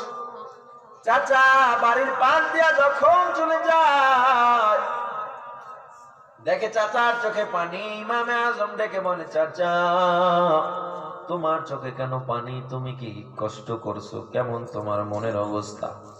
চাচা ডেকে বলে, ও নুমান, তোরে বললে কোনো লাভ আছে নাকি? নুমান ইবনে সাবিত ইমামে আজম আবু হানিফা কয়, না লাভ নাই, তারপর একটু শুনতে চাই, কান্না কেন করেন, কি সমস্যা? চাচা ডেকে বলে, ও নুমান ইবনে সাবিত, আমি এই তোমার চাচিকে বলেছি তুমি যদি পূর্ণিমা চন্দ্রের চেয়ে সুন্দর না হও তুমি তালাক। ইমাম হানিফা কয়, তো কি হইছে? কয়, সব ইমামরা ফতোয়া দিয়েছে তোমার চাচি নাকি তালাক হয়ে গেছে। ছোট্ট ইমামে আজম আবু হানিফা কয়, চাচা তালাক হয় নাই। সুবহানাল্লাহ। অবাক চাচার মেজাজ গড়পুরার মধ্যে আলু পোড়া দিতে এসেছে। এমনি তো আমার সমস্যা, তুই আবার কাও তালাক হয় নাই। চাচায় রাগ করে রওনা দিছে, এবার ইমাম পিছন থেকে দৌড় দিয়ে চাচারে জড়াইয়া ধরে, ও চাচা কই যা? তোর মতো ফাজিল পিসি পোলা আলেমরা কইছে তালাক, তুই কও তালাক হয় না, আমি বিবিরে বিদায় দিয়ে আসবো, কিছুই করার নাই। ইমামে আজম আবু হানিফা 7 বছরের বালক ডাক দিয়া কয়, ও চাচা আমাকে একটু জবাব দিয়া যান। কয়, বল। আমাকে জবাব দেন। চন্দ্র সৃষ্টি করেছে কয় আল্লাহ। এই পূর্ণিমার চাঁদ যে আল্লাহ সৃষ্টি করেছে, মানুষও তো সে সৃষ্টি করেছে কয় কোরআন কে সৃষ্টি করেছে কয় আল্লাহ। কোরআন কি আপনি পড়ছেন? সব কয় অবশ্যই পড়ছি। কোরআনে কি আপনি পান না? লাকাদ খালাকনাল ইনসান ফি আহসানি তাকওয়িম। কোরআনে কি আপনি পান না? আল্লাহ বলেছে গোটা পৃথিবীর সব কিছুর চেয়ে আল্লাহ মানুষকে বেশি সুন্দর করেছে। আপনি কি কোরআনে পান নাই? আল্লাহ তো নিজেই বলেছে মানুষ সবচেয়ে বেশি সুন্দর। তাহলে পূর্ণিমার চাঁদ আর যাই বলেন না কেন, পূর্ণিমার চাঁদের চেয়ে চাচি আমার অনেক সুন্দর। তালাক হয় নাই, জোরে কোন সুবহানাল্লাহ। अबू हनीफा बुध इमाम बासफर आसराजे उम्मताने मुस्तफा लक़द जाना बिलाद वमन अलैहा इमामुल मुस्लिमीन अबू हनीफा। কয় তালাক হয় নাই। আর একটা মেধার পরিচয় দিয়ে যায়, ইমামদের কেমন মেধা ছিল।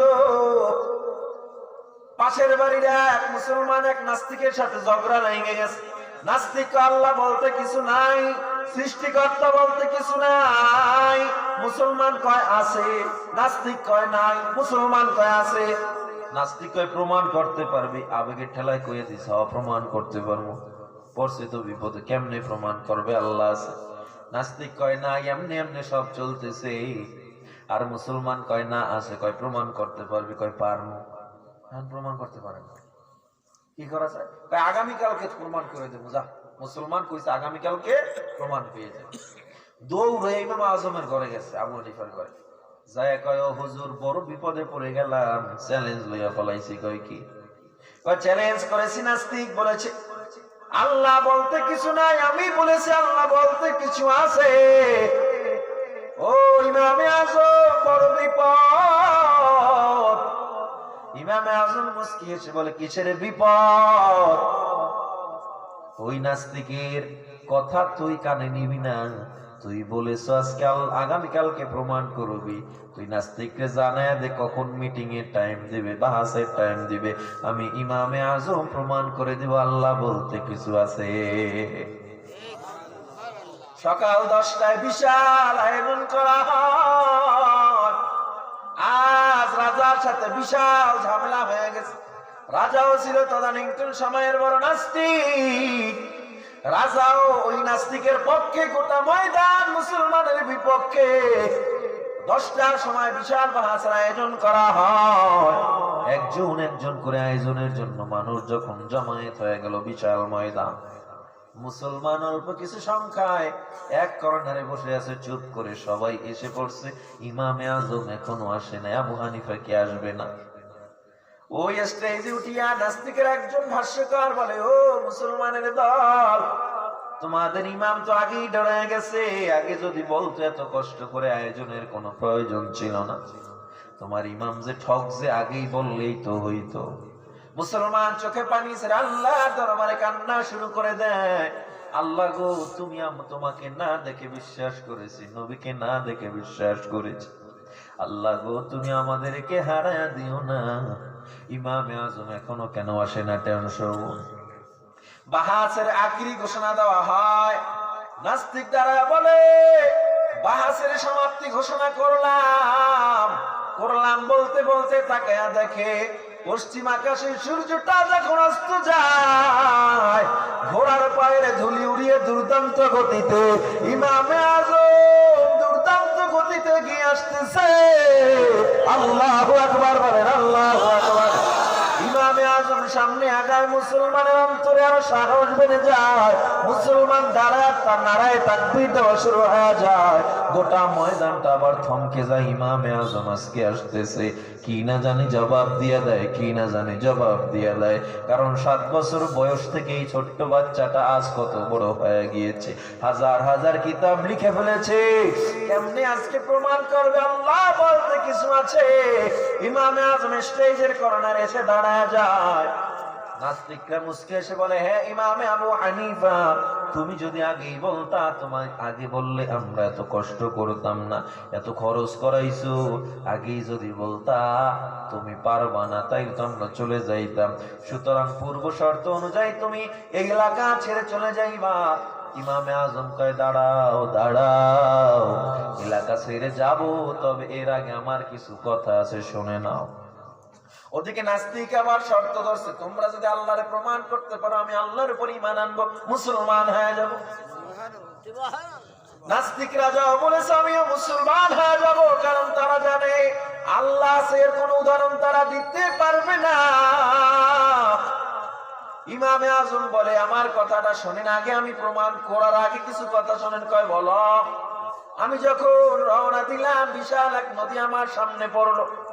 এরপরে নদী আমার দেরি হওয়ার কারণ আমি তাকায়া দেখি নৌকা নাই, মাঝি নাই, মাল্লা নাই, কেমনে আমি আসবো। হঠাৎ করে একটা গাছ নুয়ে কাত হয়ে দেখলাম তক্তা হয়ে গেছে। তক্তা হওয়ার পরে অটোমেটিক নৌকা হয়ে গেছে। তাই নাকি? বলে হ্যাঁ। নৌকা হওয়ার পর আমার সামনে আসছে, আমি আবার ওইটা উঠে বসছি। এরপরে মাঝি নাই, কেমনে নৌকা পাড়ি দিব। এরপরে কি হয়েছে? কয়ে দেখলাম অটোমেটিক নৌকাটা পারে চলে আসছে। কি রে তুই মাথা সব গেছে তো, তুই এতক্ষণ যা কইছে মনে কর বিশ্বাস করে নিছিস, করেন নাই? কয় না। কেন করবেন না? কয়ে ইমামে আজম আবু হানিফা একটা গাছ দাঁড়ায় আছে, কিভাবে কোনো কিছু ছাড়া এমনি এমনি আবার নয়ে পড়বে? একটা গাছ কিভাবে আবার তক্ত হবে একটু জানতে চাই। ইমামে আজম ডেকে বলে, ও নাস্তিক রাজা, একটা গাছ যদি নইতে না পারে আমার জবাব দাও। এই মাটি খুঁড়ে খুঁড়ে আজীবন বসে তুমি একটা গাছ পাইবে নাকি? কয় না।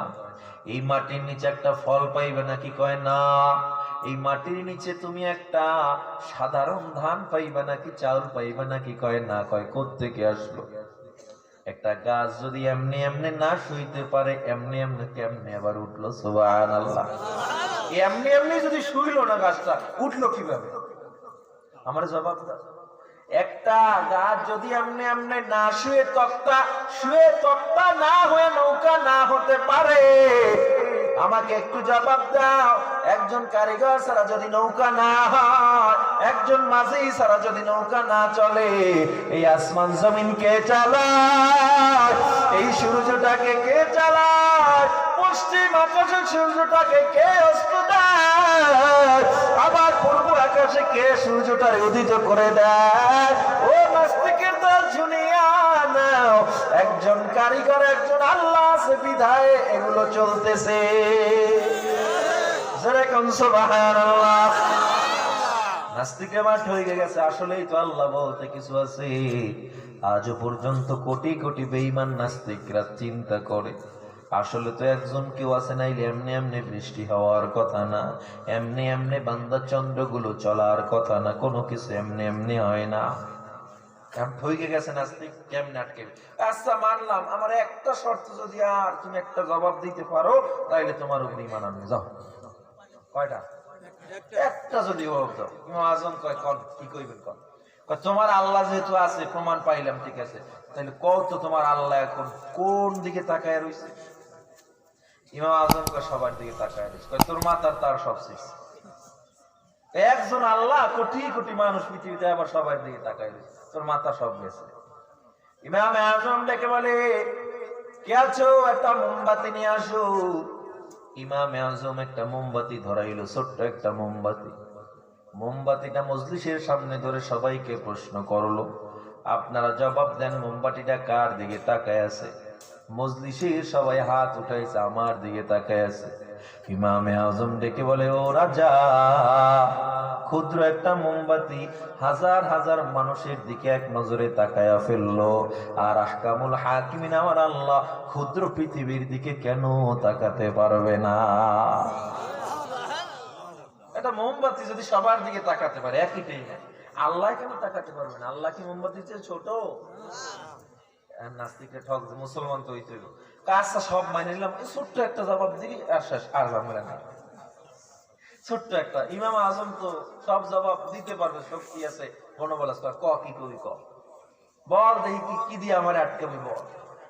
আচ্ছা সব মানলাম, তোমার আল্লাহ কি করে এটা কর, সব মাঝে ক কি করে, তোমার আল্লাহ কি করে একটা উদাহরণ আমার দিতে হবে। এই মুহূর্তে এইটা করতেছে, এইটা করতেছে। ইমাম আজম কয়, আপনি তো রাজার চেয়ারে বসে রয়েছেন, আমার কথাটা ওই জায়গায় যাইয়ে বলতে হবে, নাইলে বলতে পারবো না। তাই? আচ্ছা ঠিক আছে, তাতে আপনি এখানে আসেন। ইমাম আজম তো নিচে, তাতে ওখানে গেছে। ইমাম আজম চেয়ার উপরে বইয়া কয়, আমার আল্লাহ এই মাত্র তোমার মতো রাজারে মাটিতে নামাই আমার রাজা বানাই দিছে। সুবহানাল্লাহ। এরও তাদের মেধা। ইমাম শাফি, আহমদ ইবনে হাম্বল, এদের এক একটা মেধার ইতিহাস শুনলে আপনি অবাক হয়ে যাবেন। এজন্য বলি বান্দা, আমাদের মধ্যে কোনো দ্বন্দ্ব নাই। কে মাযহাব মানে, কে মাযহাব মানে না। কে রাজনৈতিক দলের ভিন্নতা করো, কে আলাদা আলাদা দলের সাইনবোর্ড, কবরে কোনো পরিচয় চলবে না। ওই কবরে যাওয়ার পর আমার আল্লাহ প্রশ্ন করবে না তুমি কোন রাজনৈতিক দলের নেতা, তুমি কোন দলের মুরিদ, তুমি কোন দলের পীর, তুমি কোন নেতা, তুমি কোন দেশের প্রেসিডেন্ট। আমার আল্লাহ একটা প্রশ্ন করবে, ঈমানের সাথে আমলকে নিয়ে আসছো, জবাব দাও। আল্লাহ কি বলবে, কারা ঈমান নিয়ে আসছো? শুধু ঈমান নিয়ে হবে না, ওয়া আমিলুস সালিহাত, আমল সালেহ করতে হবে। ঈমানের সাথে আমল সালেহ করা চাই। তৃতীয় নম্বরে সত্য প্রচারের কথা নবী বলেছে। চতুর্থ নম্বরে ধৈর্য ধারণের কথা নবী বলেছে, আল্লাহ বলেছে। উদাহরণ নবীর জীবনের দিকে তাকাইলেই বোঝা যায় কত কষ্ট তারা করেছে। ও মুসলমানের দল, আল্লাহর গোলাম, আমার নবী যদি আল্লাহর দরবারে বলতো, আল্লাহ আমার টাকা পয়সা লাগবে, ধন দৌলত লাগবে, আল্লাহ দিত কি দিত না? এরপরেও নবী কেন চায় না? কারণ জেনে নেন, ঈমান আমল মজবুত করতে হলে বান্দা আপনার উপরে বিপদ আসবে, পরীক্ষা আসবে। আল্লাহ জানিয়ে দেয় এই চারটা গুণের তৃতীয় চতুর্থ নাম্বার গুণ সত্য প্রচার ও ধৈর্য। ধৈর্যকে যারা শক্ত করতে পারবা, ধৈর্যে যারা স্থির থাকতে পারবা, আমার আল্লাহ বলে বান্দা চার গুণের পরিপূর্ণ তোমার মধ্যে হয়ে গেল। ধৈর্যের গুণ আপনার আমার মধ্যে আছে না নাই? জোরে বলেন। সম্পূর্ণ মিথ্যা কথা। ধৈর্যের গুণ আপনার আমার মধ্যে নাই। আর এইটার খানা তিনটায় গেলে বউরে তালাক দেয়, বউর মায়েরও তালাক দেয়, বাপেরও তালাক দেয়, ঠিক কিনা? রিজিক একটু দেরিতে আইছে, আরে রিজিক যখন তখনই তো। এ মুসলমান, ধৈর্য কাকে বলা হয়? ধৈর্য আমার আল্লাহ তাআলা বলেন, ওয়ালানাবলুওয়ান্নাকুম বিশাইইম মিনাল খাউফি ওয়াল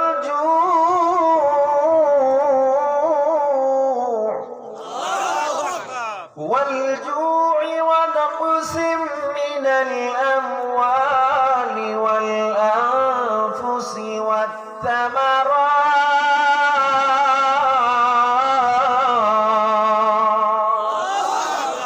আল্লাহ বলে বান্দা, তোরে আমি অবশ্যই পরীক্ষা করব গো। কি দিয়া পরীক্ষা করব? ক্ষুধা দিয়া পরীক্ষা করব। আমি আল্লাহ তোরে ধন সম্পদ কমায়া পরীক্ষা করব।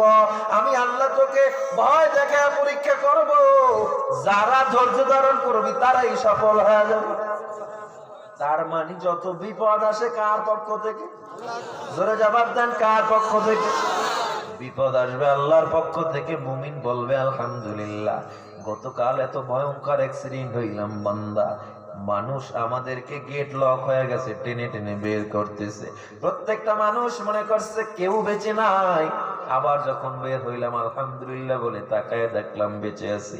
গাড়ির গেট গুলো ভেঙে সব ভিতরে ঢুকে গেল।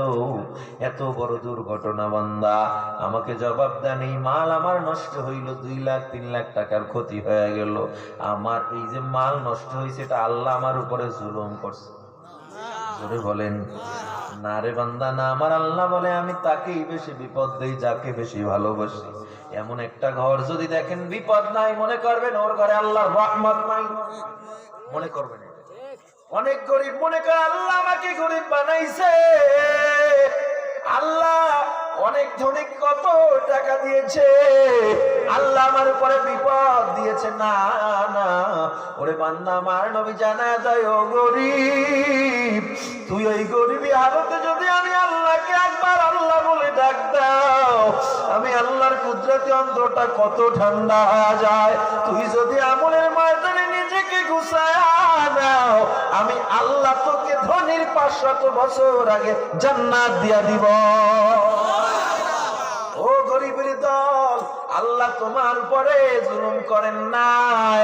ও বান্দা, সন্তানকে পড়াইতে পারে না, বড় কষ্ট, টাকা নাই, পয়সা নাই, ঘরে সংসারে চাউল নাই, আল্লাহর দরবারে খুশি হয় নামাজের মুসল্লায় দাঁড়ায় যাও আর ডেকে বলো তার আল্লাহ, গরিব বানাইছো তুমি, তোমার উপরে ভরসা করলাম। আমার আল্লাহ বলে মাল্লাহুল মাওলা ফালাহুল কুল, যে আমার হয়ে যাবে পুরো দুনিয়া আমি আল্লাহ তার গোলাম বানায়া দিব। জোরে কোন সুবহানাল্লাহ। ও যুবক, ও বৃদ্ধ বাবা গো, বিপদ আসলে গ্রামীণ ব্যাংকের দিকে দৌড়ায়, বিপদ আসলে আজ কত নির্লজ্জ মুসলমান আমরা লোন না মানে ব্যস্ত হয়ে যায়। ঘরে চাউল নাই বান্দা, ব্রাক ব্যাংক থেকে লোন নামাও না রে বান্দা, না না। বিপদ আসলে আল্লাহর উপরে ধৈর্য ধারণ করো, বিপদ দিয়েছে আল্লাহ, ধৈর্য ধারণ করে যদি বলো আলহামদুলিল্লাহ, আল্লাহ বলে লাযীদান্নাকুম, শুকর আদায় করারও আমি আল্লাহ বাড়ায় দেব।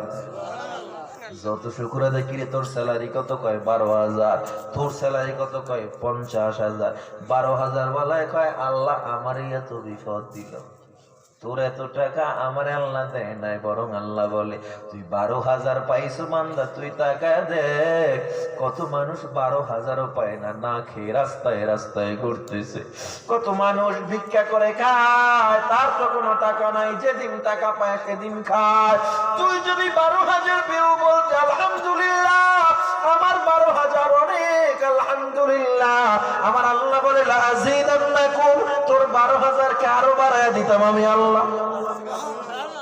তোর ঘরের কি হালত, বেটা কি ঘরে আমার রোগই সারে না, ঘরের রোগই সারে না, কয়দিন ধরে কয় বছরকে বছর ঔষধ খাইতে খাইতে সব শেষ।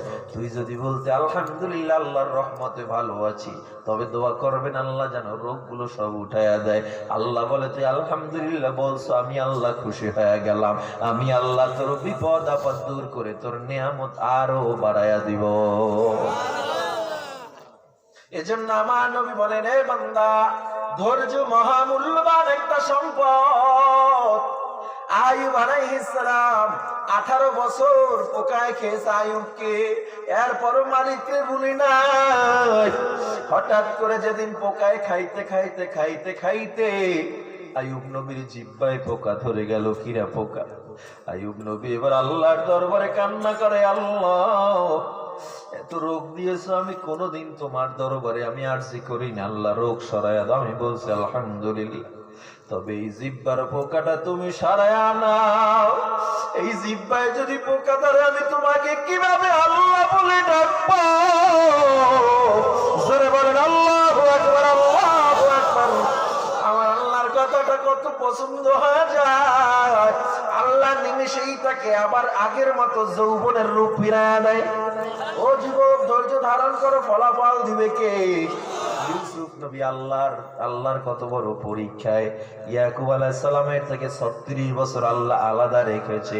ভাইরা তাকে কূপে ফেলেছে, মেরেছে। একটা পর্যায়ে মিশরের প্রধানমন্ত্রী হয়েছে ইউসুফ আলাইহিস সালাম। এক সময় কেনানের জমিনে দুর্ভিক্ষ দেখা দেয়। কেনান থেকে ইউসুফ আলাইহিস সালামের বংশধর বাকি 11 ভাই কেনান থেকে তারা রওনা দিছে ত্রাণ নেওয়ার জন্য। কোথায়? মিশরে, যেখানে প্রধানমন্ত্রী হযরত ইউসুফ। মিশরে যাওয়ার পর ইউসুফ আলাইহিস সালাম তার প্রজাদেরকে ডেকে বলে, ও প্রজারা, জেনে নাও আজ কেনান থেকে লোক আসতে পারে, 10 ভাই বা 11 ভাই।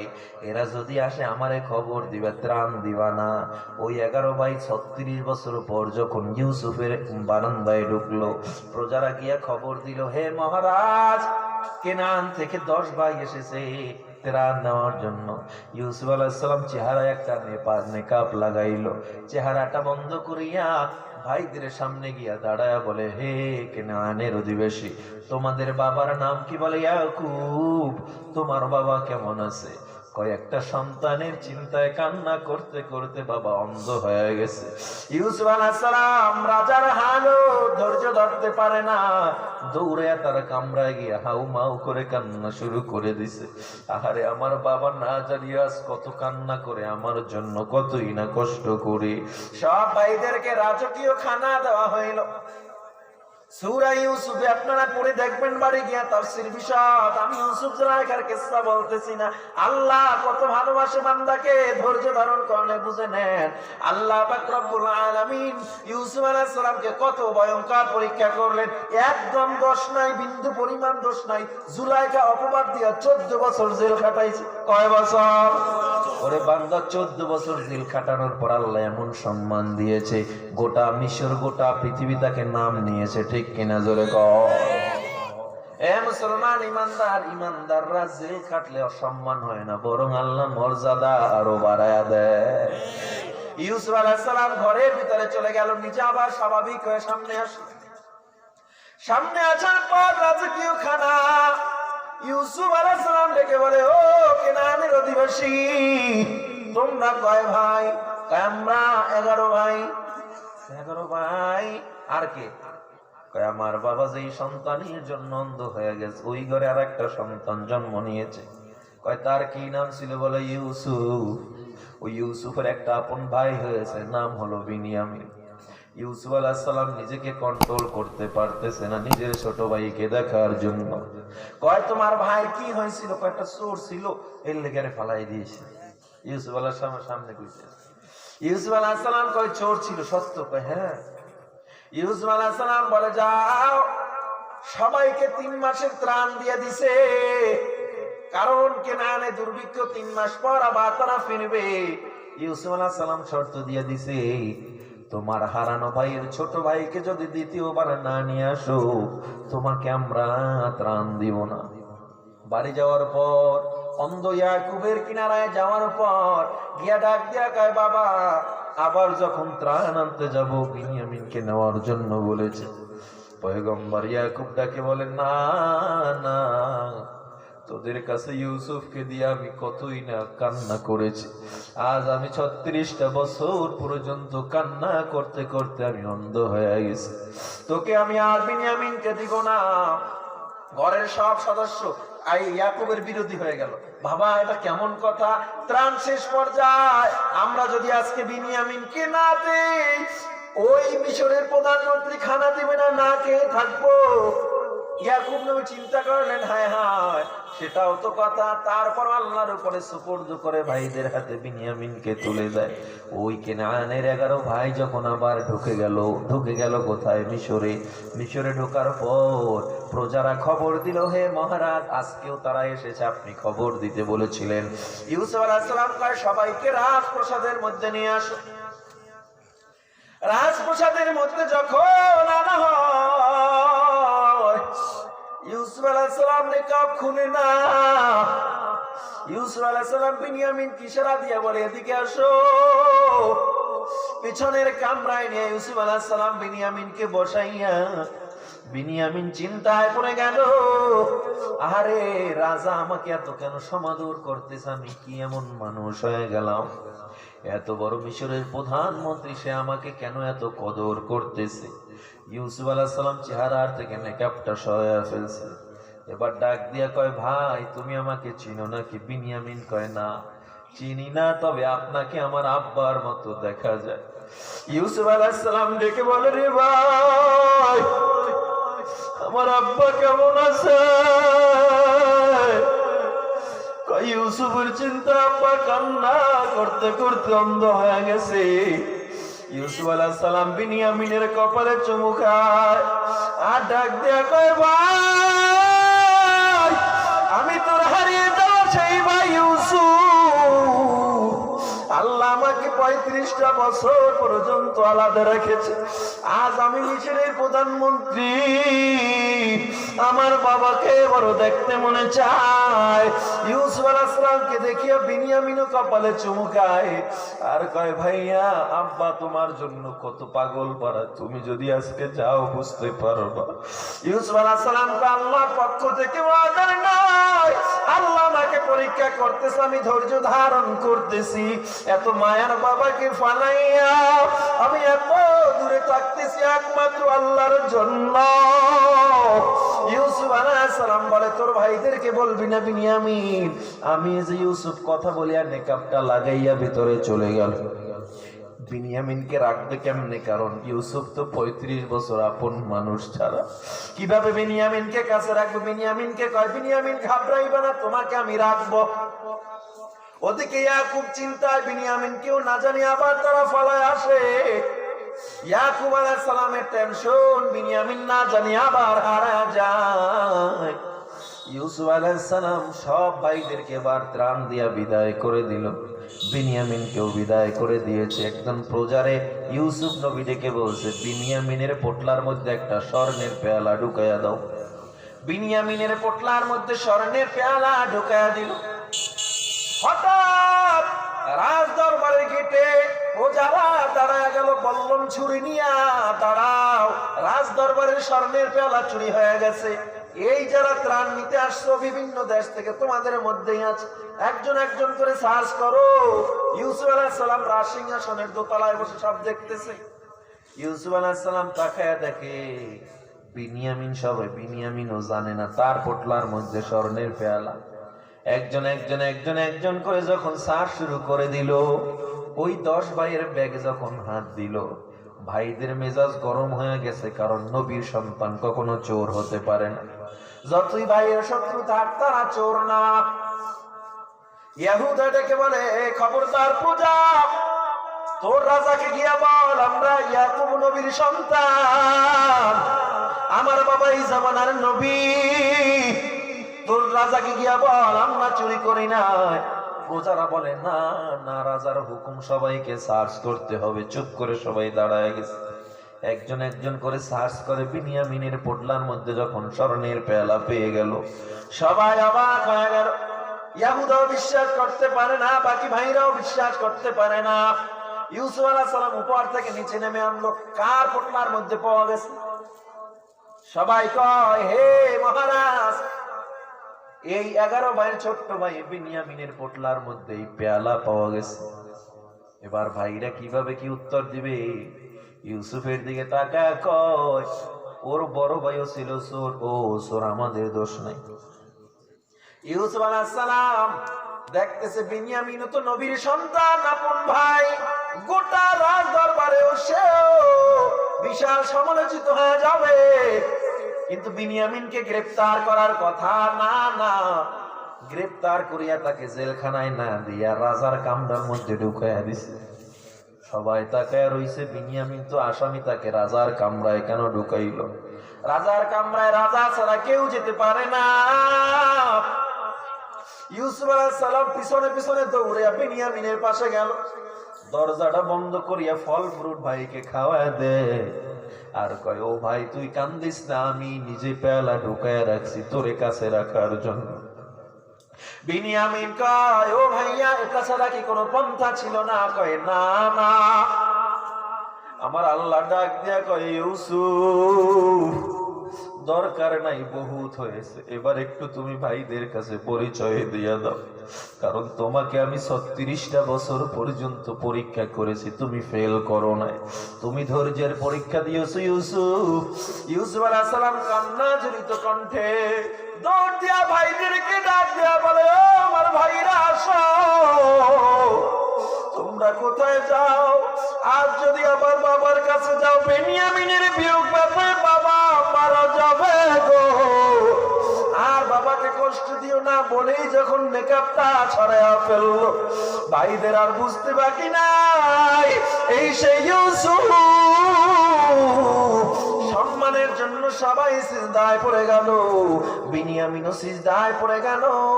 রাআইতুহুম লি সাজিদিন। সবাই যখন সিজদায় পড়ে গেল, সম্মানের সিজদা থেকে ইউসুফ আলাইহিস সালাম সবাই উঠাইল। বলে, ভাইরা, আমার মনে কোনো কষ্ট নাই, তবে দ্রুত যাও, বাবা অপেক্ষায় আছে, দ্রুত চলে যাও।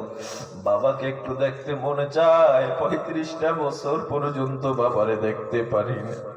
ও ভাইরা, জলদি চলে যাও, আল্লাহ আবার ইলহাম পাঠায়, ও ইউসুফ, তোমার গায়ের ওই দামি জামাটা ভাইদের হাতে দিয়া দাও এবং বলবো যেন ইয়াকুবের চেহারার মধ্যে লাগা যায়। ইউসুফ আলাইহিস সালাম নিজের কর্তা খুলিয়া সব রাজা প্রজাদের সামনে ভাইদের হাতে দিয়ে দিল, ভাই যাও বাবার গায়ে লাগাও। তাফসীর ইবনে কাসিরে বলা হয় ইউসুফ আলাইহিস সালামের ভাইরা যখন মিশরের বর্ডার ক্রস করে কেনানের বর্ডারে ঢুকলো, ওই বর্ডার থেকে আরো 500 মাইল দূরে হলো ইয়াকুব নবীর বাড়ি। কয় সময়? 500 মাইল দূরে ইয়াকুব নবীর বাড়ি। ইউসুফ আলাইহিস সালামের কর্তা নিয়ে যখন বর্ডারে ঢুকে গেল, ওই 500 মাইল দূরে ছিল ইয়াকুব বসা মানুষজন নিয়া লাভ দিয়া পুরো মানুষটা দাঁড়ায় গেছে। সবাইকে ডেকে বলে, তোরা জানো আমি আজ ইউসুফের ঘ্রাণ পাইতেছি। জোরে বলেন আল্লাহু আকবার, আল্লাহু আকবার। একে পুরসি দাজা গম কর দ ফরজন্দ কে আয়ে রোशन গহর পীরে খেরদমন্দ জমশ রশ বুয়ে পীরা শনীদি চরা দরদি দহে তারন নয়ানি বগুপ্ত আহওয়াল মা पर के जहानास बगप अहवाल मा पर के जहानास दमे पैदा वदे घर दम नेहानास भाई के अश्वा मुरा बर्बाद कर दी हजारा बा करेगा जर नयाई यूसुफ अलैहिस সালামের গ্রাম पे याकूब লাভ দিয়া দাঁড়ায় যায় আর কয় আমি আর তুই ইউসুফের গ্রাম পাই। একজন ডাক দিয়া কয়, ও ইয়াকুব তুমি কি পাগল হয়ে গেছো? 40-35 বছর আগে ইউসুফকে বাঘে খেয়ে ফেলেছে, আজ তুমি কিভাবে তার ঘ্রাণ পাইতেছো? ইয়াকুবকে আমি মিথ্যা বলি না, আমি নবী কখনো মিথ্যা বলি না, আমার মনে হয় ইউসুফ আমার এখনো বেঁচে আছে। এরপর 500 মাইল অতিক্রম করে সন্তানরা যখন কাছাকাছি আসতেছে, ইউসুফ আলাইহিস সালামের গ্রাম পেয়ে ইয়াকুব ঘর থেকে দৌড়ায় নেমে যায়। আমার ইউসুফ আসছে, তোরা তাকা দেখ, আমি চোখে দেখতে পারি না। ইউসুফের জামার এত ঘ্রাণ, ওদিকে ইউসুফ নবী তো পয়গম্বর হয়ে গেছে, তার খুশবুতে ইয়াকুব নবীও পাগল হয়ে গেছে। ঘোড়া থেকে যখন বাইরা কানতে কানতে নামলো, ইয়াকুব কানতে কানতে যখন গেল, দৌড়ায়া পুরা মানুষটা জড়ায়া ধরছে ইয়াহুদাকে। জড়ায়া ধইরা দেখে তার চেহারায় হাত দিয়া দেখে ইউসুফ নাই তো ইয়াহুদা। এবার বাবা ডাক দিয়া কয়, তোরা একটু সত্য করে বল, আমার ইউসুফের ঘ্রাণ আমি পাইতেছি, কোথায় আমার ইউসুফ? তখন বাইরা ডাক দিয়া কয়, ও বাবা বড় অপরাধ করে ফেললাম, 35টা বছর আল্লাহ তোমায় কত বড় বিপদে ফেলায় রাখছে, আমরা দায়। ও বাবা, এই না ইউসুফের জুব্বা, তোমার ইউসুফ এখনো বেঁচে আছে, সে আজও মিশরের প্রধানমন্ত্রী। ইয়াকুব নবী জুব্বাটা যখন চেহারায় লাগাইলো, সাথে সাথে ইয়াকুবের 35 বছরের অন্ধতা দূর হয়ে গেল। ইয়াকুব নবী এত 1000 মাইল পথ, তারপরও দৌড় দিছে সন্তানের ভালোবাসা।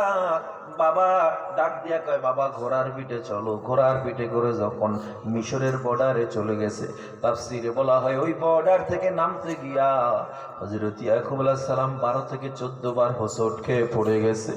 ওই দূর থেকে দেখা যায় ইউসুফের সিংহাসন।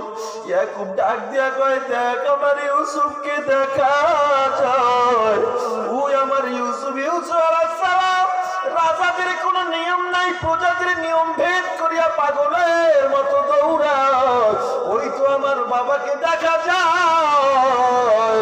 এদিকে ইয়াকুব দৌড়ায়, ওদিকে ইউসুফ দৌড়ায়। দুই বাবা সন্তান যখন মোলাকাত করে ফেললো, আমার আল্লাহ এবার কোটি কোটি ফেরেশতাদেরকে ডাক দিয়া কয়, ফেরেশতারা গো টাকা দে, এই 35 বছর আমি ওদের কত পরীক্ষা করলাম, এরপরও আমি আল্লাহরে ভুলি না। এরে বান্দা টাকা দে।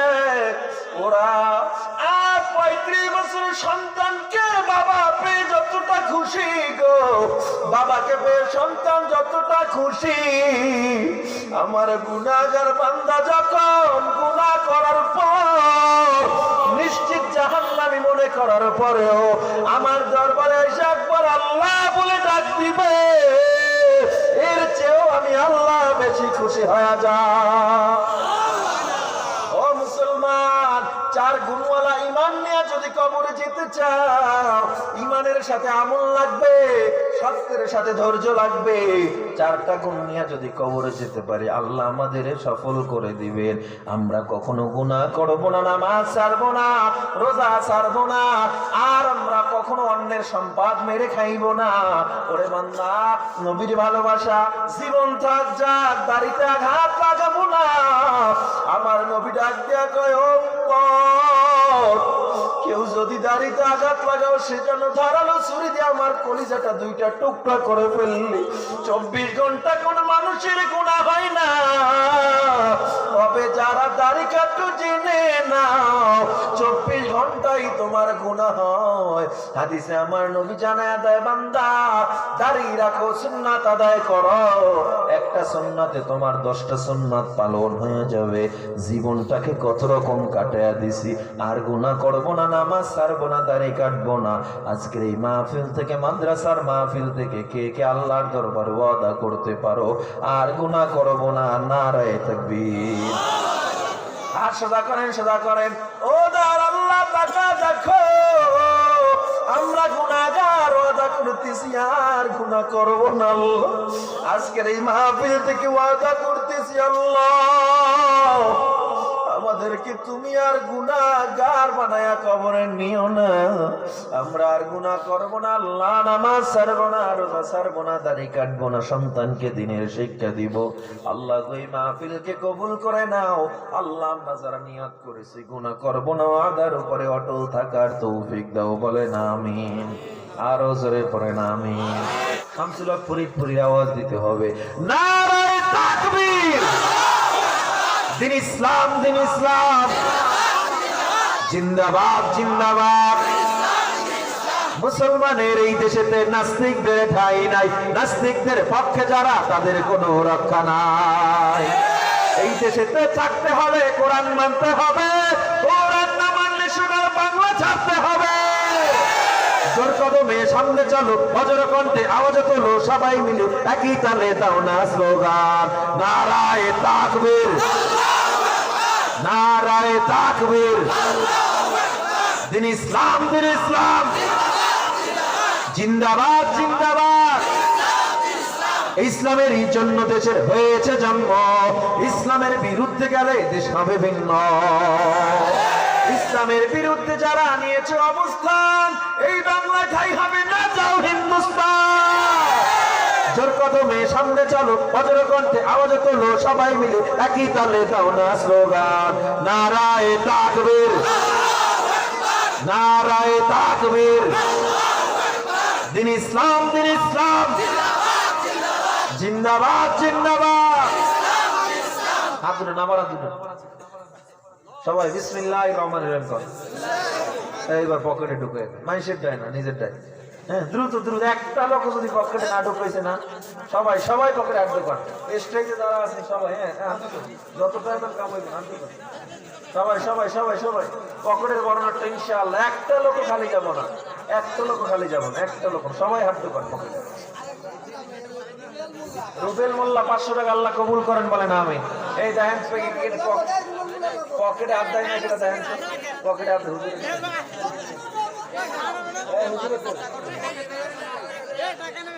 হুজুরে আনেন, একটা লোক খালি যাবেন না। আপনাদের কাছে আমার অনুরোধ, যার যতটুকু সাধ্য আছে মাদ্রাসায় দান করে যান। আল্লাহ আমাদের দানকে কবুল করেন, বলেন আমিন। আখিরি মোনাজাত দিয়ে যাওয়ার তৌফিক দান করেন, বলেন আমিন। আমরা ইনশাআল্লাহ আখিরি মোনাজাত দিয়ে যাব। আল্লাহ আমাদের কবুল করেন, ভুল ত্রুটি ক্ষমা করে আল্লাহ কথার উপর আমল করার তৌফিক দান করেন। আসসালামু আলাইকুম ওয়া রাহমাতুল্লাহ।